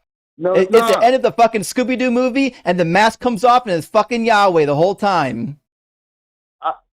I don't think God's name is a Jew's name. I don't think God is a Jew. Like I'm not that person. I'm not you kind of said Jew like it was a curse word. And on that, sorry, I dropped you when you started talking about Jews. No, I dropped them. I don't tolerate anti-Semitic marks. That I got too many good Jewish friends to start throwing that word around. Yeah, we're not going to get anti-Semitic here. Yeah. I'll blast Israel as a genocide running garbage administration. And it is Jews. Right. That's fuck that. But you're not going to sit here and shit talk Jews, especially with like embarrassingly garbage theology. I want to know if he thought Jesus actually knocked up Mary, because he's very cherry picky, and we could have had it. I don't think it would have been a productive conversation about consent. And I think there's enough that he did not realize, like, as soon as you worked out here's the button, that button doesn't exist. It was like, it's educational. And it's the reason I've been doing this for 23 years, to watch the different barriers, the different versions of religion have installed in people's brains to blind them to their own biases, their own misunderstandings, their own preferences, such that you can ask. I've literally asked, just like, modus ponens, modus tollens, you give an example like that in the abstract sense. If A then B, if B then C, therefore if A then C. And they'll say yes. And then when you sub in content for those, which means now you have a valid syllogistic structure, and all you've done is sub in the A, B, C, and D, they will then deny it. And then try to pretend that this doesn't make them unreasonable or irrational. But we got somebody on who wants to challenge atheism, weirdly. So, hey, let's try it. Nathan is a theist from California, pronouns are he, him, wants to challenge atheism on presuppositional grounds. Believing in ideas, morals, and logic is no different than believing in God. Ooh. Hey, Nathan, how are you? Hey, Matt. How's it going? I'm pretty good. Ooh, your volume's a little quiet. I don't know. Sorry, can you hear me now? All right, well, I'm a little closer now. Can you hear me? I can hear you. It's just a little quiet. I'll try to speak up a little bit then. So are you saying there's no more reason to believe in a God or in logic than there is in a God? I'm just wondering how you justify believing in reason without God. Oh, okay. That's really easy. So the foundations of reason are assumed to be universal and inviolate because we have no way of showing that they're not. Now, that's an assumption. That is the ground. You can't. I don't know. Did right? you want an answer from me? Did you want an answer from me, or are we just waiting for me to get halfway into it before you decided to jump in and pretend like you were interested in the conversation? I'm sorry, I wasn't trying to be rude. I was just what you said. You were being rude. Justification. You were right? being rude. You asked me how I ground things, and I'm getting ready to explain it. I'm in the middle of the first sentence of explaining it, and you jumped in. Do what I do. Take notes until it's your show, and then you can talk over me. All right. Sure. So we assume that reason is inviolate. We don't have any way of demonstrating it. That's the base assumption. It is not an assumption that reason is reliable. That is consistently demonstrated. And so with the assumption that reason is absolute and inviolate, within that framework, this is why I say you can't be absolutely certain about anything, but you can be maximally certain because you don't know how certain that is. So we assume that reason is always reliable, but we can demonstrate that it is consistently reliable. And to date, no one has been able to demonstrate that reason is ever unreliable. And you can't show that it's false without assuming that it's true, which is how you get into paradoxical things. This is why we can derive mathematics and set theory and things like that off of reason. We don't know that it's absolute and inviolate, but we do know, in fact, that it's reliable, and we can continue to use it. In fact, it's almost exactly like an ink pen, or analogous to an ink pen, I guess. Whether you know how the ink pen works or not, you can show that it absolutely does work by picking it up and using it. And it's reasonable to expect that pen to likely work, but because we know that pens don't always work, we don't assume that it always works. And so you use the pen, and if it's working, that adds more credibility to this pen works. And when it stops working, that shows that this pen no longer works. Until such time as there's a demonstration that reason has stopped working, it is reasonable to continue using it as long as it's producing results. The same thing you can do, whether you're trying, we won't go into morality because I don't want to give you more than we need to. And you asked about logical grounding. So what reason would I have to assume that there is a grounding that I'm unaware of if nobody can show it to me? Can I respond now? Wow. Sorry, I wasn't sure if you were finished. I'm going to mute, and I'm going to let you respond, because not only could you not tell when I was still in the middle of my first sentence, but you couldn't tell when I asked an obvious question and paused for an answer. So we're not going to be good in conversation, and I want to give you a chance to respond, so I'm going to mute. Okay, so okay. Can you hear me? I just can't. Yeah. Okay. So, well, wouldn't you just fall into the trap of induction, and which is like just Hume's basic, critique of induction, as well as just things like the is-ought distinction, right? Just because things have worked doesn't mean that they will work, right? Just a classical trap of induction. What's the problem? I'm saying the problem is he didn't listen when I explained all this. The problem is they didn't listen when I explained all this, that in fact there is that assumption. It is not surmountable. And rather than listening to the explanation and then answering the question that I asked, he decided to say, wouldn't you just fall into the problem of induction, which I had already addressed in the answer that he tried to talk over and ignore. I mean, are you trying to have a meta conversation with your audience, or are you trying to have a conversation with me? I'm not really following what you're doing right now. I'll be honest with you. I no longer give the slightest fuck about having a conversation with you because you're dishonest as fuck. I already answered your question. My question, what, by the way, what was my question? Honestly, you talked for a little bit. It was a little bit confusing. Like I'm sure it was because you're not particularly bright or honest. The question was, I mean, are you just going to ad hom?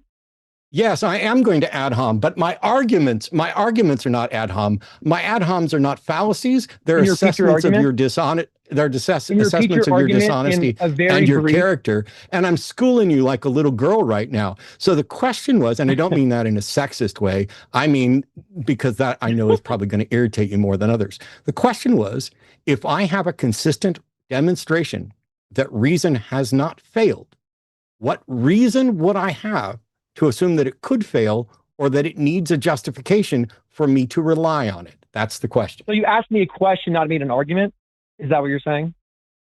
Is that what you're doing? You're like, can you delineate your argument and then your question? Okay, Nathan is a fraudulent Philbro liar who won't answer questions and won't listen to answers. I'm going to talk over you, and I'm going to keep schooling you. I'm going to clown on you. I'm going to clown on you until you hang up, because I literally asked you the easiest question, the one that exposes the bullshit you're trying to do. And instead of answering it, instead you try to reframe it as, are you asking me a question of this? The question was, I'm still talking. There's no way anybody's ever going to be able to hear you over me, you little whiny ass liar. So the question I asked, which I will bet you don't answer, is what reason would I have to assume that reason can fail?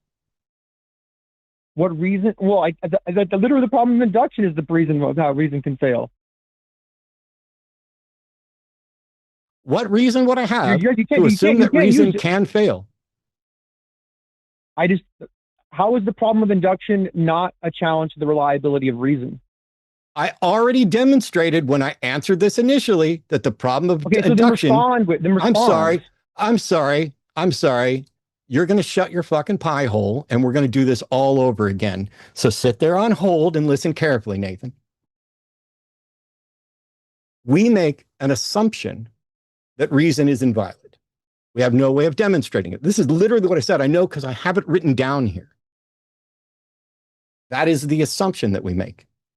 It is a necessary assumption, because the only way you could demonstrate that reason isn't reliable is to begin by assuming that it is. Similarly, this is what the problem of induction is. This is the problem that we cannot affirm that reason is inviolate. However, I pointed out, we can absolutely confirm that reason is reliable. We just can't show that it will always be reliable, which is why we rely on reason. If I have a car that's been a really good daily driver, and I take care of it, but I don't necessarily know how it works, I don't need to know how it works or how it's grounded personally to be able to tell you how well it's functioning. And that's something that I know can break down, that I have evidence can break down. As a matter of fact, I'm surprised sometimes when it breaks down because it is unpredictable, but yet we know that it can happen. This is about the physical world and entropy. When it comes to reason, I have no reason, no justification at all to presume that it is even possible for something that has never been demonstrated to fail. This is summed up in a number of different philosophical axioms and kind of levers. Occam's razor. We're not going to multiply entities unnecessarily. And so if reason constantly demonstrates that it's reliable, which basically what we're talking about, you can do all of reason in a simple Venn diagram with a single circle. Everything that is in the circle is in the circle. Everything that is not in the circle is not in the circle. And absolutely everything is either in the circle or not in the circle. And nothing is both in the circle and not in the circle. It's identity, non-contradiction, and excluded middle. I have no way of demonstrating, and neither does anybody else, by the way, that this is absolute and inviolate. This is why it's an assumption. I'm repeating myself 2 or 3 times because you were confused the first time, confused enough to not only try and interrupt, but then ask me, how do you not fall into the problem of induction? I pointed out, it's not a matter of escaping it. It is until such time as somebody shows that reason can fail, I have no reason, no justification, no warrant to assume that it can or that it has. Similarly, when you Philbros come in and try to talk over me, which will never work, pretending that you know and understand things and then acting confused when I use some basic descriptions, and you're like, Oh, how do you ground it? Well, you need to demonstrate that A, or one, I guess, since I'm holding up a finger and not a letter, I don't want to confuse you. That one, it requires a grounding. Two, it is possible to provide a grounding. And three, that absent knowing a grounding, use of it is unwarranted. So one, a grounding is possible. I'm writing these down. Two, you can demonstrate a grounding and not just claim it. We'll just go with that. So I'm going to bring Nathan back in now that I've explained these simple concepts that he pretends to understand a couple of times. And so Nathan, when you come back in, demonstrate that logic requires a grounding and that you can provide a demonstration of that grounding. So your question is, so maybe repeat your question. Your question is, you're asking me, how can I demonstrate a grounding for logic? Is that the second question you asked? Wow, all that, and you couldn't even get it right. I even said it multiple times. I'm just trying to.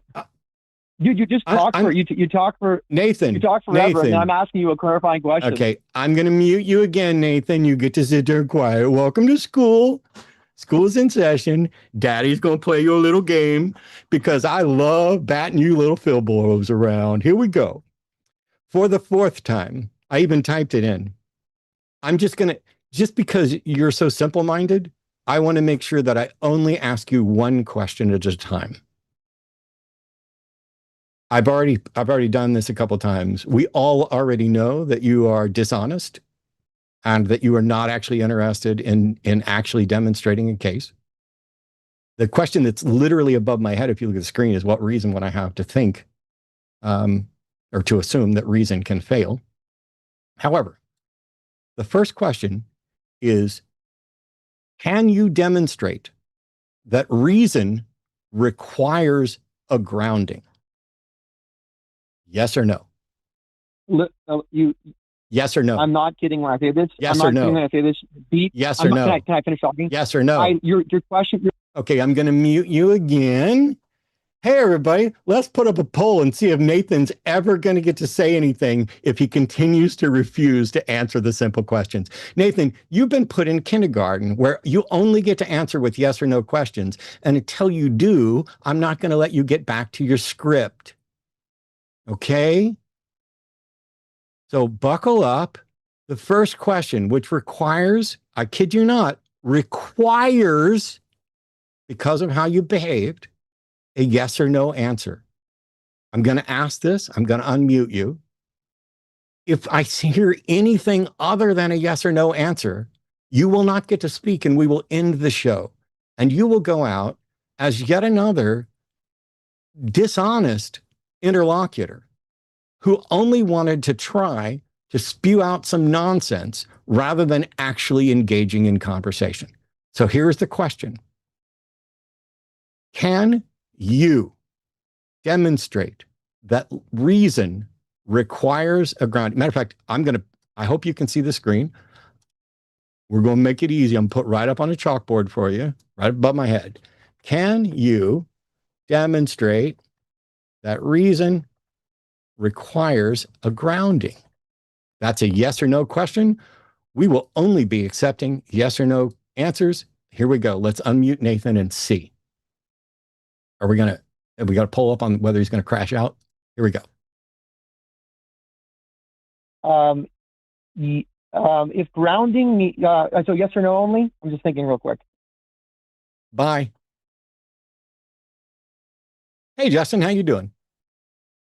Fantastic. I have no idea why they think Hume's problem induction is an issue. It is the complaint that you need 100% certainty to be able to use reason?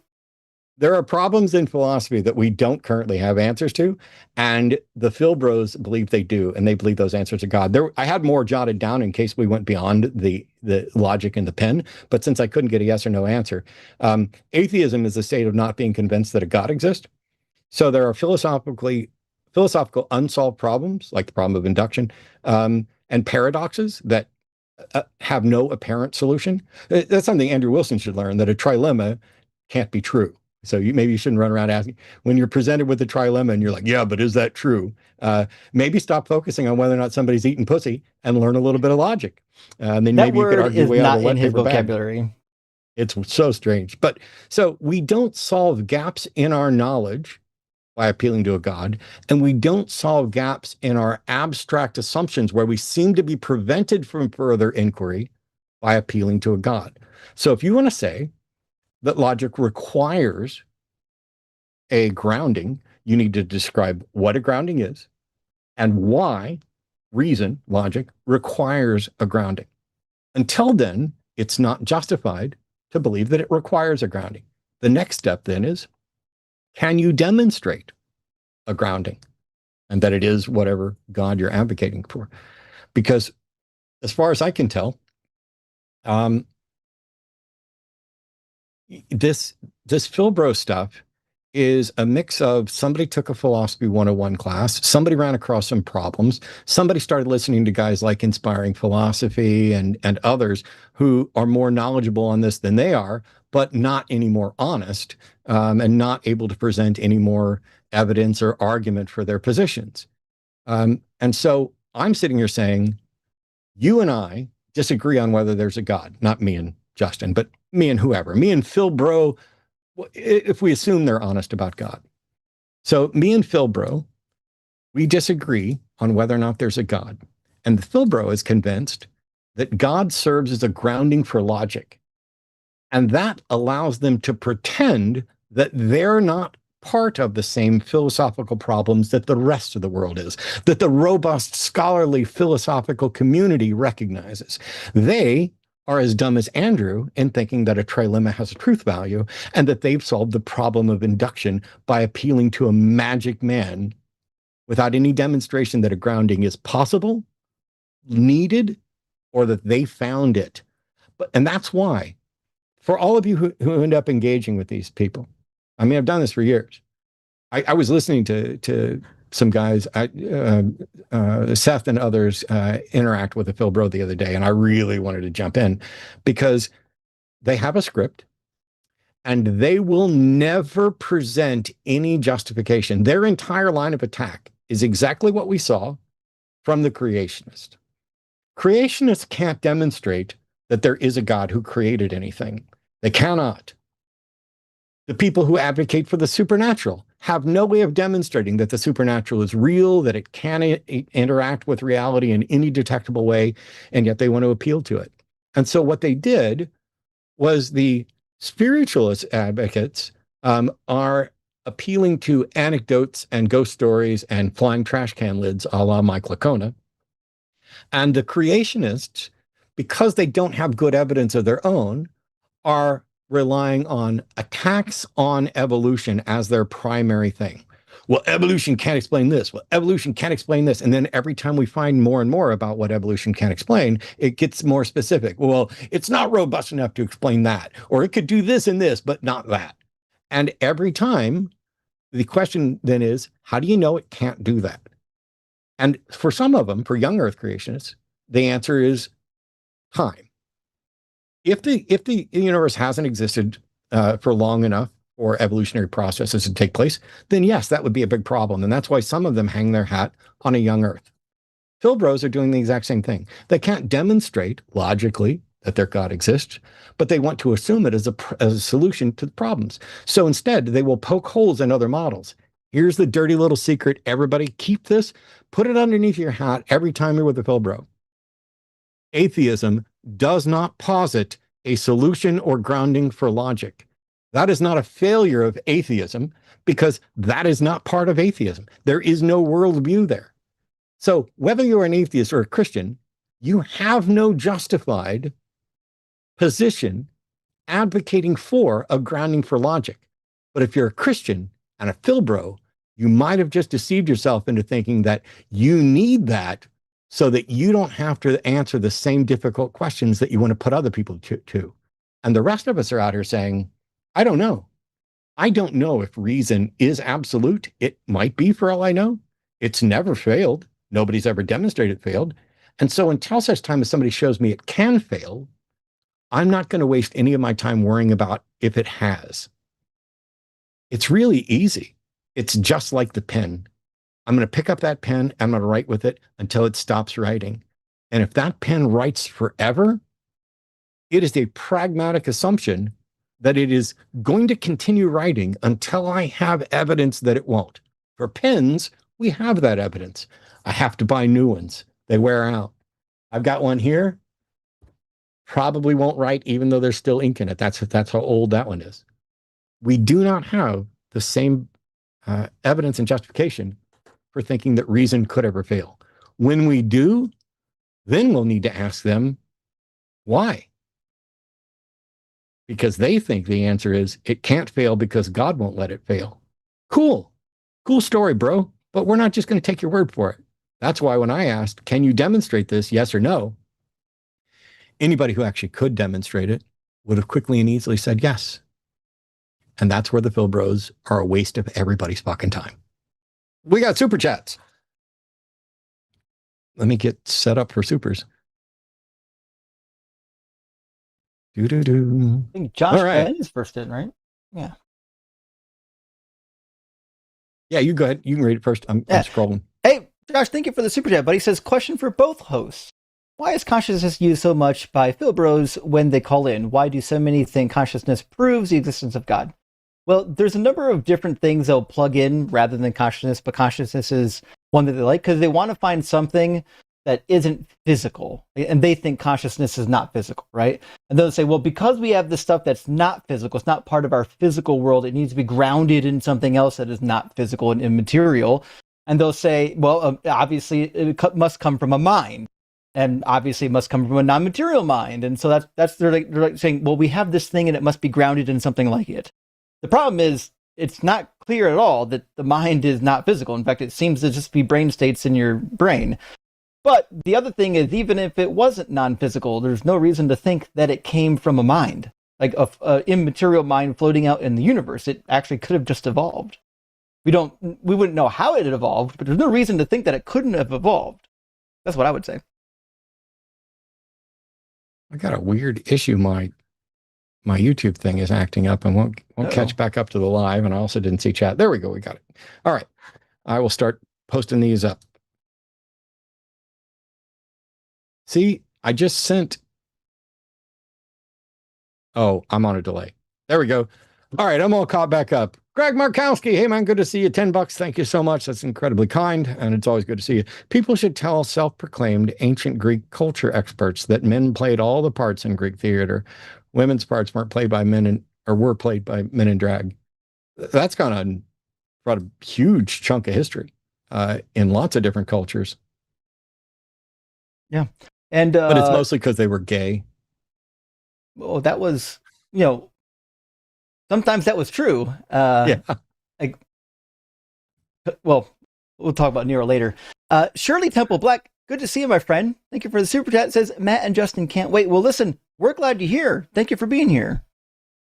I can't wait till we get to do it again. I always love having Justin on. It's a blast. And I would have definitely lost my shit if Justin wasn't here. Like I came really close to busting Zen. By the way, Arden, if you want to put up a poll to see if I did do it, if chat thinks that I did violate and bust my Zen unjustly, and they vote on it, I'll donate $50 of this to, let's do something awesome. Let's do the Trevor Project. So now you're in a battle, to be honest. And I'll definitely donate something to the Trevor Project, no matter how you guys vote. But I always want to know, because I'm trying to do better. I know I am doing better, but I had to kind of take a deep breath a couple of times, and that's annoying. Paul691, thanks for the $10. Very kind. It's 5 o'clock somewhere, or 6 o'clock, or 7 or 7:30 in some places, I think. But indeed is the case. And we've got 5 from Susie. Good to see you, Susie. The two titans of atheist debaters together is epic. Thanks, Justin and Matt. Well, shit, I don't know if I'm a titan, but I'm happy to be here with Matt. We always have a blast.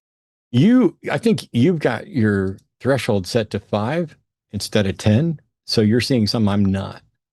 Oh, I didn't. That- I thought threshold was 5. I apologize. That's That's on all me. right. I just changed the threshold to 5. There's only a couple that are different. So now we have the same listing. So Okay. there we go. My apologies. No, it's fine. I would sit here for ages and just read and interact. Matter of fact, I'm going to be going live on my channel more often. And super chats are going to be the way you drag me out of a game to get me to answer anything. And I'm probably not going to put a $10 thing on it. But we have a dog, and Arden's been sitting here and probably would not like us to do a 12-hour show, but I would. So, Davos, thank you so much for 10 euros. For Matt keeping his zen, for Justin being on, great show. Hashtag rock hard for Doug. Ooh, rock hard for Matt. Well, I'll take it. Misha, good to see you all on the other side of the earth. Thank you for the $20 super chat. It is rational to believe things are as they appear unless proven otherwise. This moron must be regularly amazed at kids' birthdays when they have a magician. Rock on, Matt and Justin. Yeah, actually, Matt proves this wrong every time he does the show. I just did a show at NanoCon, and even the ones I fucked up still looked good to most of the audience. And so if that's the case, man, evidently I can read your mind better than I thought I could. Vegan Atheist 2126, $20. That's incredibly generous. Thank you so much. When Justin mentions Homer, I also think of Dante. He also had a profound influence on the concept of hell ideas in Christianity through his fictional stories. That reminds me, I still have a question for you once we're done with super chats. Oh, yeah. Which will piss off Arden more. Sure thing. And Joshua Everett's with us. Good to see you, Josh. Thank you for a super chat. The furthest I can go with mythicism is that I will say that Jesus, as written, definitely didn't exist. If there was a real person, it seems plausible. We only have weak evidence and none of it magical. Actually, Josh, I kind of side with you, and we've been in the same streams. I think it's plausible. It's certainly plausible there was a guy named Jesus, but the guy in the book, that guy didn't exist for sure. Yeah. Yeah. It's, if you require, like what I've always said is, if you made a list of all the things attributed to Jesus, everything from pregnancy to resurrection and ascension, the things that I would find acceptable at face value are the things that I'd find acceptable at face value for anybody, that this person was born and said and did some things. But if you talk about what we can actually verify, I can't verify any of it. And for most people throughout history, that doesn't matter. I don't need to verify that, Caesar Augustus was real and not a fictional invention of somebody, because I don't give a shit. And it's not affecting my life if it turned out that it would be interesting. Don't get me wrong. It would be interesting to find out that, wow, there's this whole, leader and government and everything else and coins and all that stuff, and it was just a fiction. That would be interesting. But until such time as we do, I think if I make a list of the things that are reasonable to believe about Jesus without anything beyond the biblical claims, I can't get beyond, there's a guy who probably was a bit of a freeloading teacher with some guys that followed him around, and that stories and tall tales were told about them that we can't verify are actually true. And people get mad when I say that, or I'm evil, or I have terrible standards of evidence, or whatever else. But the reality is, if the believers applied the same standards of evidence that they use for Jesus to other religions, they would wind up believing a number of different competing claims that can't all be true. And they will deny this. By the way, if you're the believer out there that's denying it, you should have called in, because we already know what you're going to say. You're going to say, no, Christianity is unique. Actually, you guys are so bad at this, you would probably say something like very unique, when something can't be very unique. It's either unique or it's not. Unique means one of a kind. It can't be. Anyway, that's a West Wing quote. But what you guys are saying, it's unique, and that there's, the 66 books by these different authors over this much time, and they all tell exactly the same story. None of that is true, except for the number of books in one particular version of the Bible. And then you're like, oh, but, he was unique, and he was the one that died for us. And I'll go with the same. You have no reason to think that he died for you. But also, you don't seem to have asked yourself, why should God have to die so that God can forgive you?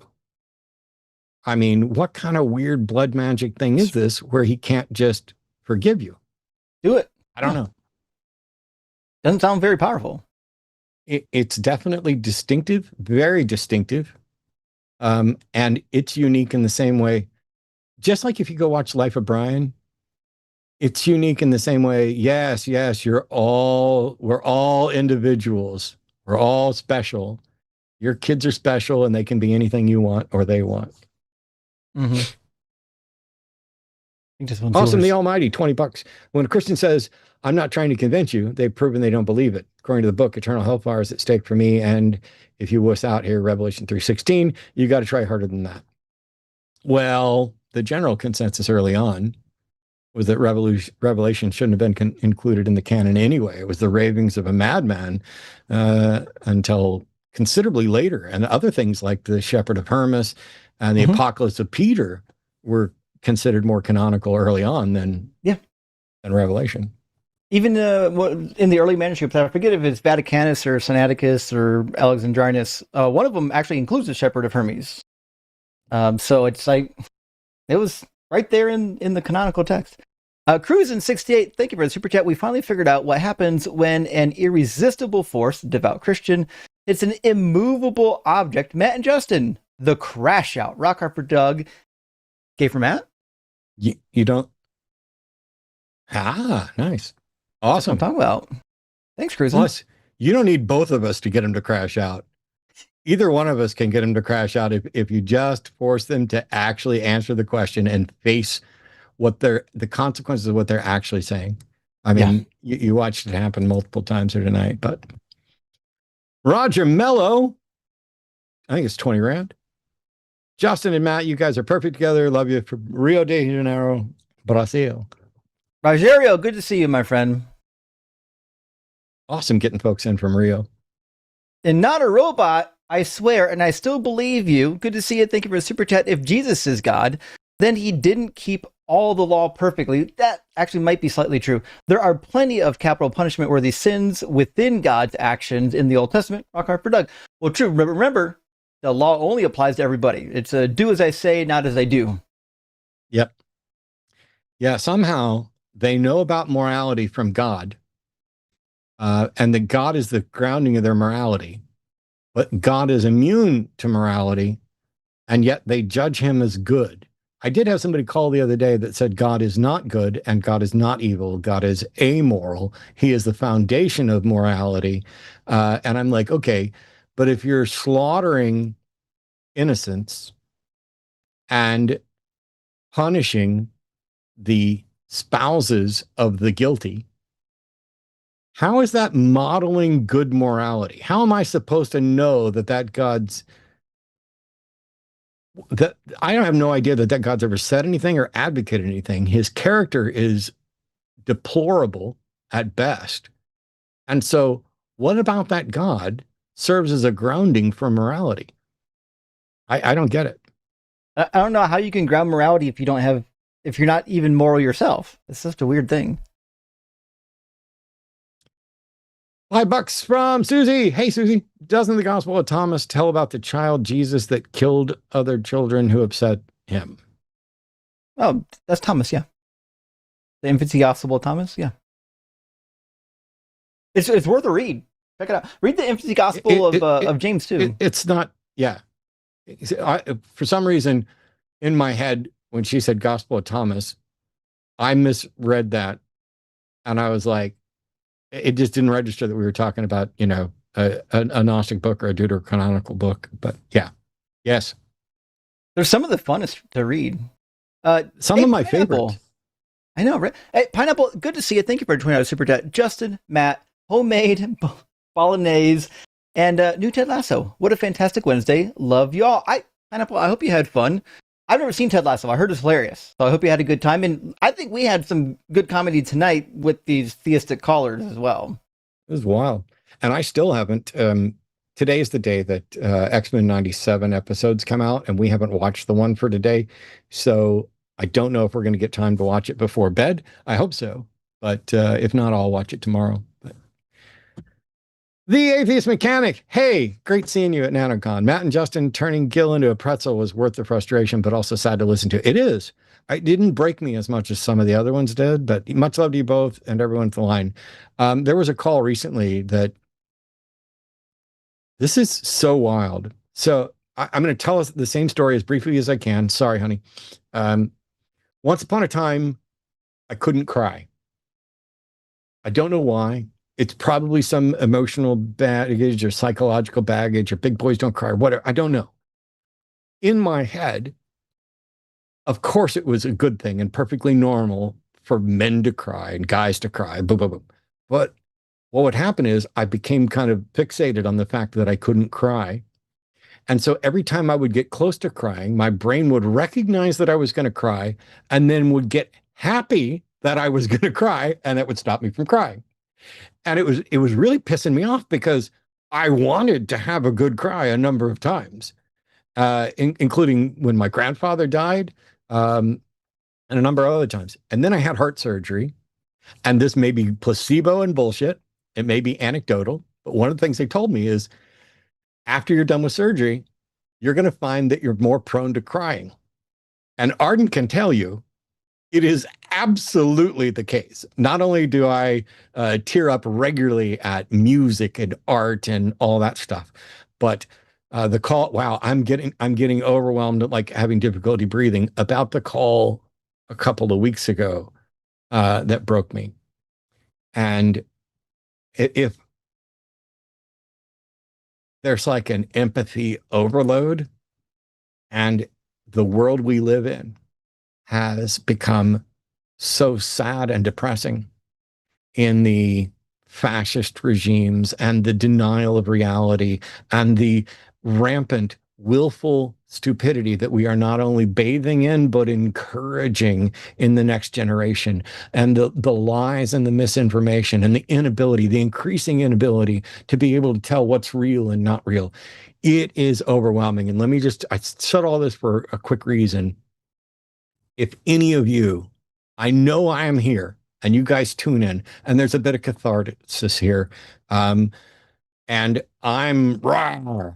If any of you are incredibly overwhelmed by the world that we're in, where you feel like you're done and you're going to cry and you need some help over and over again, let me highly recommend seculartherapy.org as a starting place to potentially scout out therapists and counselors. It has done me a world of good. And the only thing about secular therapy is that they're going to make sure that you get placed with someone who is using reliable, scientific, sound methodology to get you the help you need. We don't want any of you, whether you're out there and hate us and call in or love us in super chat, we don't want any of you to feel alone or miserable or hated. We don't want, because those are the things that are exploited by lies, by false religions. If they are also exploited by a true religion, I have yet to run across it. But we're not out here wishing ill will on any of you. I genuinely hope that all of you get past whatever emotional blocks, whatever mental blocks, religion, or trauma have stuck in your life. And I think that seculartherapy.org is a great place to reach out, to go on there. It's done me a world of good. I hope that you guys who need help get over whatever's preventing you from getting help and go get it. It's worth it. And it might even be helping me keep my Zen, but I can't say for sure. All right, enough with that story. Puriform, thank you for the 10 Canuck bucks. Only a theist could be presented a button to cure all suffering and have to pause and think, what would Jesus do? And not be able to answer that question. Oof. And I gotta be honest, I thought he would answer quicker. I was a little bit shocked by how long it took. Yeah, it's something I've seen many times before, which is why I can spot it. Those roadblocks that go up. It's, okay, yes, I'd push the button. And then when you get closer and closer to having to realize the consequences of what you say, then it's, well, that button isn't real. Yes, we know it's not real. We knew. Do you think that Justin thought there was a button to cure cancer that nobody was pushing? Because we wouldn't be, if we knew of a button to cure cancer, we would not be waiting for you to decide if God said it was okay. We would be fighting through people to get to that button. I'd rather, my dad just went through radiation chemotherapy. He is weaker, but he is surviving. But if I could push a button to completely take cancer away from everyone in the world, I would. If pushing that button killed me, if I was overwhelmingly confident that it would eliminate cancer or eliminate hunger or eliminate sexual assault or eliminate any number of problems, whether they come from our quote unquote free will or just the corrupt nature of the world, it would take me out, but save everybody I love, I'd push it. Now, it's really easy to say that. I know. It is. It is incredibly easy to engage in that bravado when you're talking about a fictional button. And I don't know what I do in the actual circumstance, but I served 8 years in the military. I had to put my life on the line a handful of times. I made the right decision, most of them.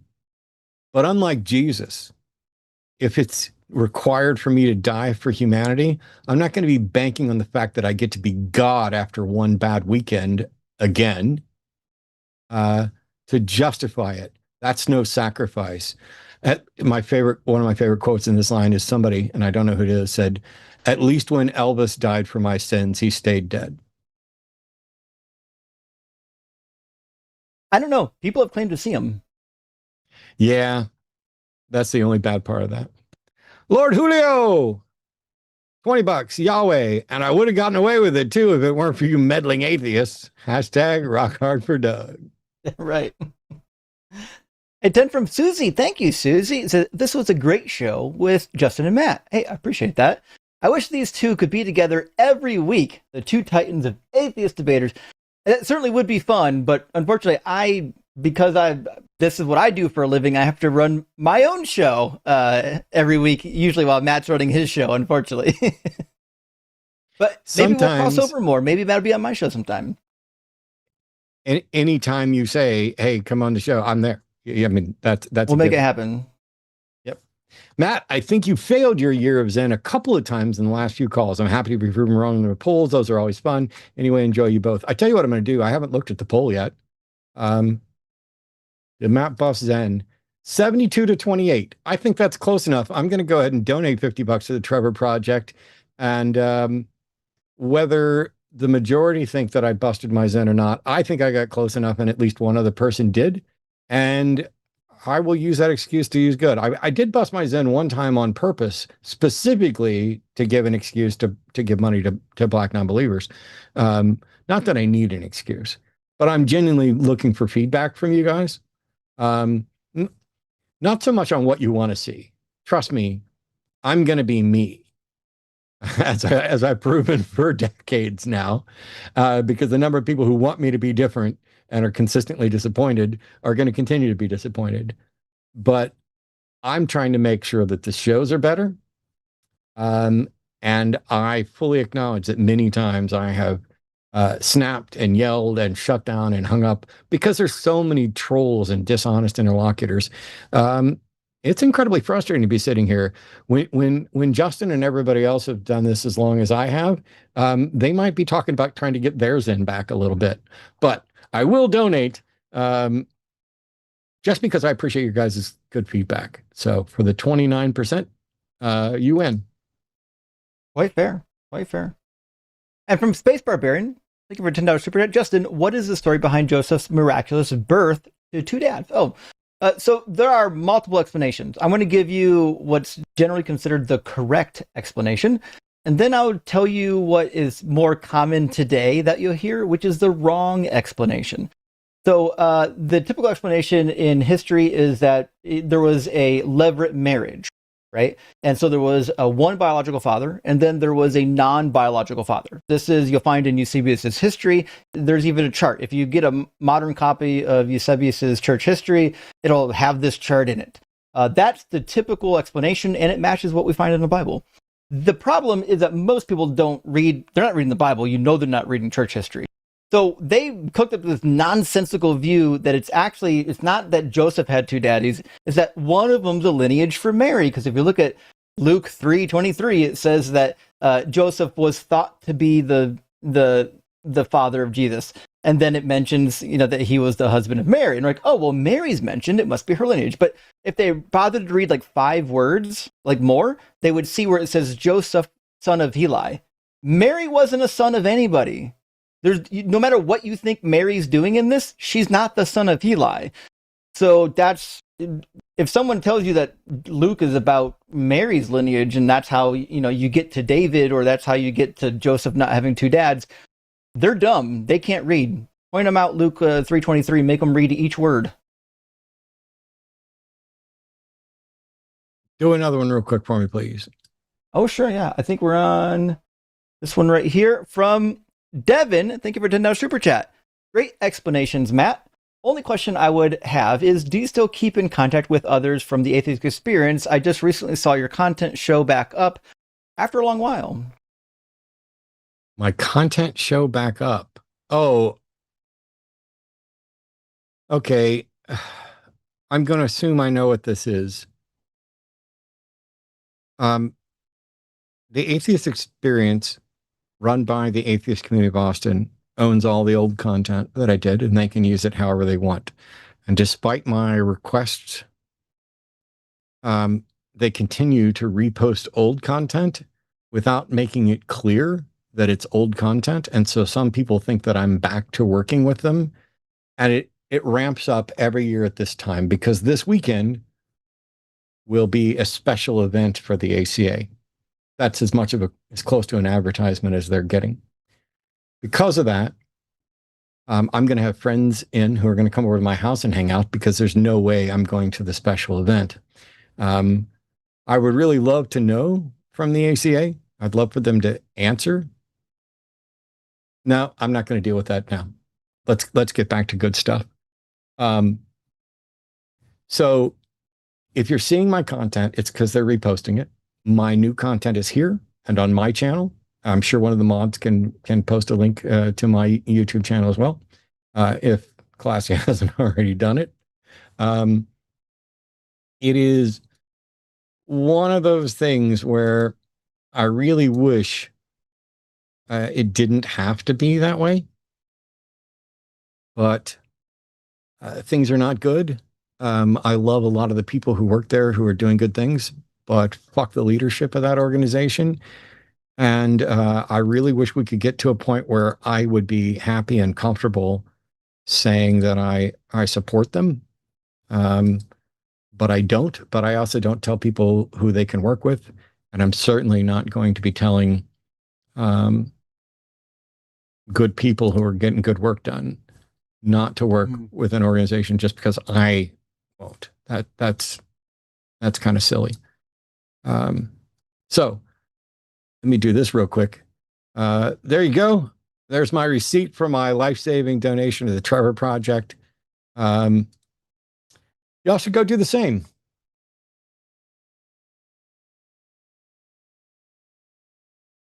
Want me to grab the next one? Yeah, I'm almost done. You were busy doing the donation. Yeah. Misha, thank you for the 10 Aussie bucks. Good to see you again. Zen unbusted because not unjustified. Oh, fair point. Sometimes it's valid to get a little spicy at some of these dishonest dipshits. I will be fair. Listen, there's a time to yell. And I think sometimes we find it. Almost every stream. I mean, these people say vile stuff. Yeah, exactly. That's part of Ecclesiastes. Time to kill. Yeah. I mean, I figure if there's a time to kill, there's probably a time to yell. Gotta be. The only important thing, as we learned from Kevin Bacon, is there's a time to dance. True. Greg Lisk, thank you so much. 20 Canadian dollars, 20 Canuck bucks, 20 real money that I would have used to call fake, but now I think ours might be the fake one. But yeah. Matt and Justin alive. Yes, so far. My answer to who would you most like to have dinner with, living or dead? Oh, wow. Nice. You'd like to have dinner with us? Alive. I would prefer to have dinner with you alive than dead as well. Oh, it's wild. Hey, that one's easy. Yeah, for sure. I'm sure Blake, even some of our theist defenders could read this one. Well, Blake, I appreciate you sending us a $9.99 super chat with a depiction of God. And all the evidence supporting that depiction, all in one super chat. It's amazing. Nailed it. Real Black Milky. Another $10 in real Canadian money. Religious people have been doing way worse than busting their Zen to non-believers for centuries. Matt's our equalizer, and religious people deserve way worse than what Matt gives them. Keep going. They've done some shit. But I still care about potentially helping people find their way out. And if I'm wrong, if Justin and I have found our way free of something that's actually true, for whatever reason, whether we've been given over to a reprobate mind, or there's some great deceiver, or something we've overlooked, or some foundational thing about epistemology that we have just completely fucked up, I want to know that too. I just wish that if there was a God who gave a shit about us, knowing they existed, he'd send better representatives, if not just show up himself. If it's obvious, as some people say, then there's no reason for God to hide, which is apparently what he likes to do more than anything. Oh, for sure. Although reprobates have a lot of fun. You know what's funny is when you hear the version of me that lives in people's head, that guy has way more reprobate style fun than I ever, like the sex things that the fictional version of me in their head get up to. I'm like, I'm killing it. Yep, I did all that. And I do it twice. I do it twice as much as any of you thought. Good job. All right. I'm much better in people's dreams too. Misa says, and thanks for the $10. Another because W to Matt for being called evil by the followers of an evil deity. I'd wear that like a badge of honor. Honestly, great show, and best wishes to you both and Arden behind the scenes. Thank you so much. And Arden's doing great, aren't you, baby? Oh yeah. Your mic's low, but I heard you. Hey, skeptics and scoundrels, thank you for the super chat and good to see ya. Didn't catch the stream, but I'm sure you guys killed it. Rock hard for Doug. Fergal, Burgle, Manurgle, Burgle, and Justin, check your Discord, you bum. I'm fucking so sorry, skeptics. I promise I'll get to you. The summer's tough for me. I'll apologize. The summer's tough for me to get back from people. If you know what I do over the summer, you'll understand. But I'll get to you. I promise. I love you. We love you too. And by the way, there are some people who are in some gaming groups, and we've been playing Mecha Chameleon, I'm told is how it's actually pronounced. If it weren't for the fact that it doesn't let you customize your movement controls so that I can use the same ones I normally do for like a first person game, it'd be like at the top of my list. But it is genuinely fun.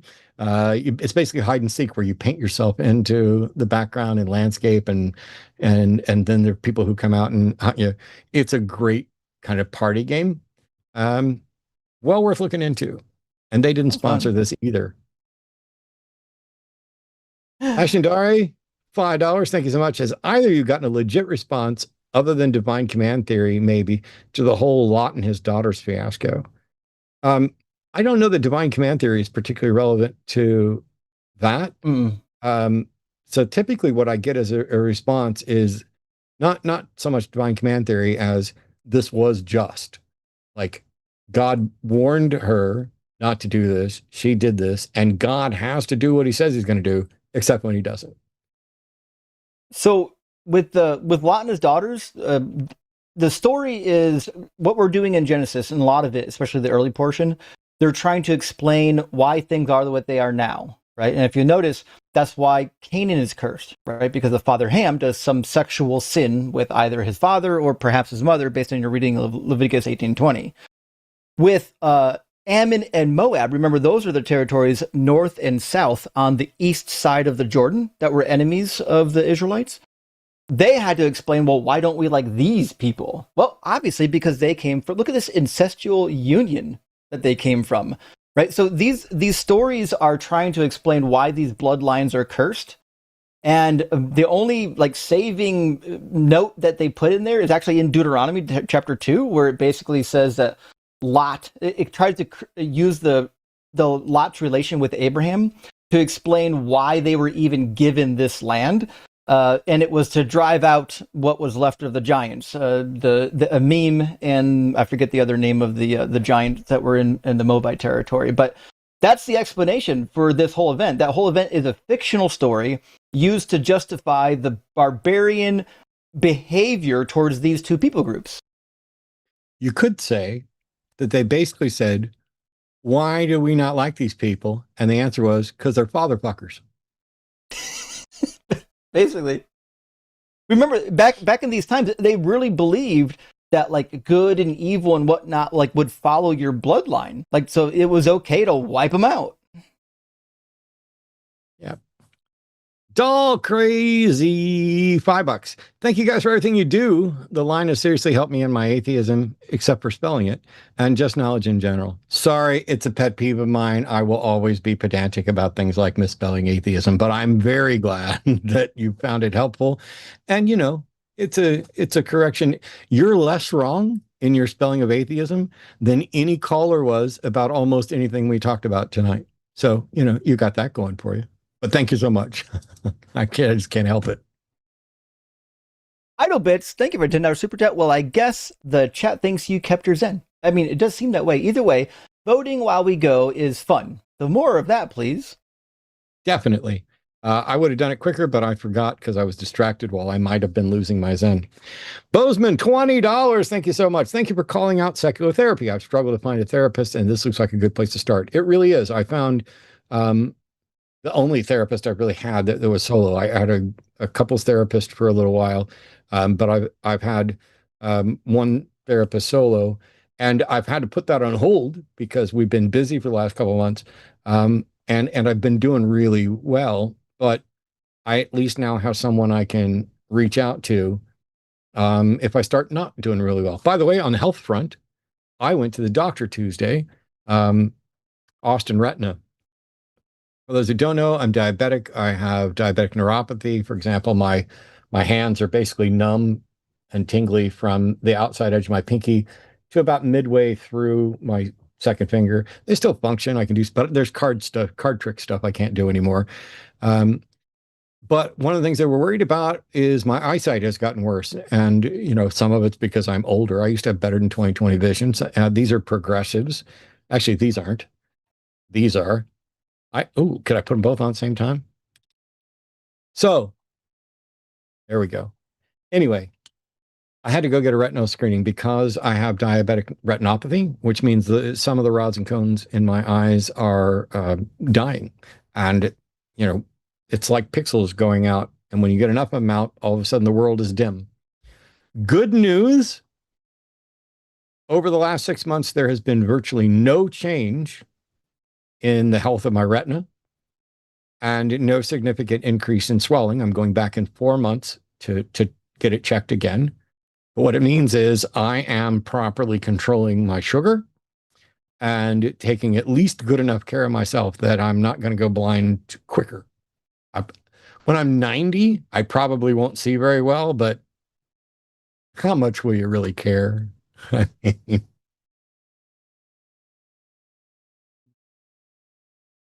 Hey, Greg. Thanks for the $50 real actual Canadian dollars are real, except for the loony and the toonie. Those are fake cartoon money. But 50 Canadian dollars is real. And thank you, Greg. Hope you're doing well. Matt, I got your back. I missed the no, you're done. Matt, so here's $50 for black non-believers. Hell yeah. He's helping you break the Zen. All right. Let's keep going. John Darwin, $50 for the hell of it. Thanks, John. That's what's up. That money has already been sent to the Trevor Project. And Skeptic's back again. Thanks for the super chat. It says, a time to zen, a time to crash out. Ecclesiastes chapter 3, verse your mum. Unbelievable. Fantastic work. Blake Johnson, $10. Revenge for my phone missing my message. Thank you all for what you do. Lifelong atheist raising kids today is wild. I bet. The proselytization is real and constant. Keep up the good work. Yeah, I'm not even raising kids and watching what's going on. I have a wonderful, brilliant, beautiful niece and nephew. Luckily, they are both adults now because I'm fucking old and time flies quicker than any of you. Like, I remember growing up and all the old people would be like, you won't believe how quickly it goes. And I was like, yeah, whatever. So you can write me off as grandpa if you want to, but you're not going to believe how quick some of it goes. Some of it drags like you would not believe. But for example, Arden and I have been together for 5 years 2 months ago. We had our 5-year anniversary, and it just seems like no time. Like, I hope I get to live for a long time. So eventually it feels like we've been together for a long time or forever. But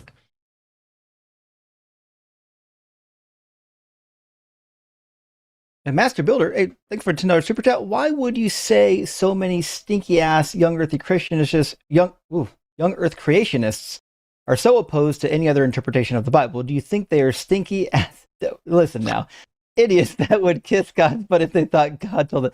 Well, first of all, it's propaganda and brainwashing, right? They grew up with it. And most people, if you're part of a denomination that teaches a high biblical authority as opposed to a low biblical authority, well, typically they taught you to think that the Bible is completely true in everything that it says. Whereas if you're part of a Catholic or low authority tradition, you might say something like, well, it's true in everything it teaches, which is vague enough to say, well, it doesn't teach that the earth is that old. It just, it's a theological story to teach you about God, right? And so that's why you've got a huge section, like mostly Protestants, that will be stuck on this idea that the earth could only be, 5,000 to 6,000 years old because of how the Bible must be read. And typically they read the Bible quite literally, as they should. The problem is that, unfortunately, they read all of that literally, but they won't read any of the prophecies literally, because the prophecies about Jesus, all of them have to be metaphors, typologies, shadows, because, he didn't do shit. I like that it's funny. I'm clicking to post the final super chat right now. And Q&A line said, we're moving on to super chats after this call, all super chats. So it's an automated message to say we're going on to super chats, but we just got to the last one, which means somebody out there needs to give another $10 super chat right now so that message is not a liar. Anyway, Green Man Dave, hey, it was good to see you at NanoCon as well. For the halibut, $10. Had a blast at NanoCon, and I look forward to hanging out, participating. By the way, some of our friends who are going to be coming and hanging out are John Gleason and Casey. And if you're not aware, there's a number of things that are still upcoming, like BajaCon's coming up next weekend or weekend after, I think. AHACon is in September, but Rocket City Reason is October 23rd through 25th in Huntsville, Alabama. You can go to rocketcityreason.com to get information about who's going to be there. And I can tell you that the lovely and talented love of my life at the end of the hall will be at Rocket City Reason. We are not sure if I will be able to go because we still have way too many animals for us. We don't ever get to go anywhere together, which is why we stay home. But anyway, huge thank you to everybody for the super chats, for making tonight great, for calling in, for bearing with us, to Justin for hanging out. Next week, I will have a guest who's never been on the show before. I'm looking forward to it. I'm not going to tell you who it is yet, for a couple reasons, but I guarantee that if you guys appreciate me and the guests that I've frequently had on, she will blow you away. We are very, very happy to get this person on here, and you'll see next week. But also, I'm going to be going live on my own channel next week with, as I mentioned, some news, broader news than just channel. This is news impacting, the broader national landscape, whatever. On that note, thank you to our moderators. Thank you to the call screeners. Thank you to everybody who donated. You can do more to support by liking and subscribing, by becoming a channel member, by clicking the join button. You can go to patreon.com/calltheline or linemerch.com, or you can just tell people about the show, click like, and keep showing up regularly, telling us what you'd like us to do, what you'd like us to cover, and seeing if you can find all those smug, really well-read and knowledgeable theist friends of yours who really think it's a trivially easy matter to demonstrate the truth of their God. You can get them to call in or ask them why they won't. See you next time.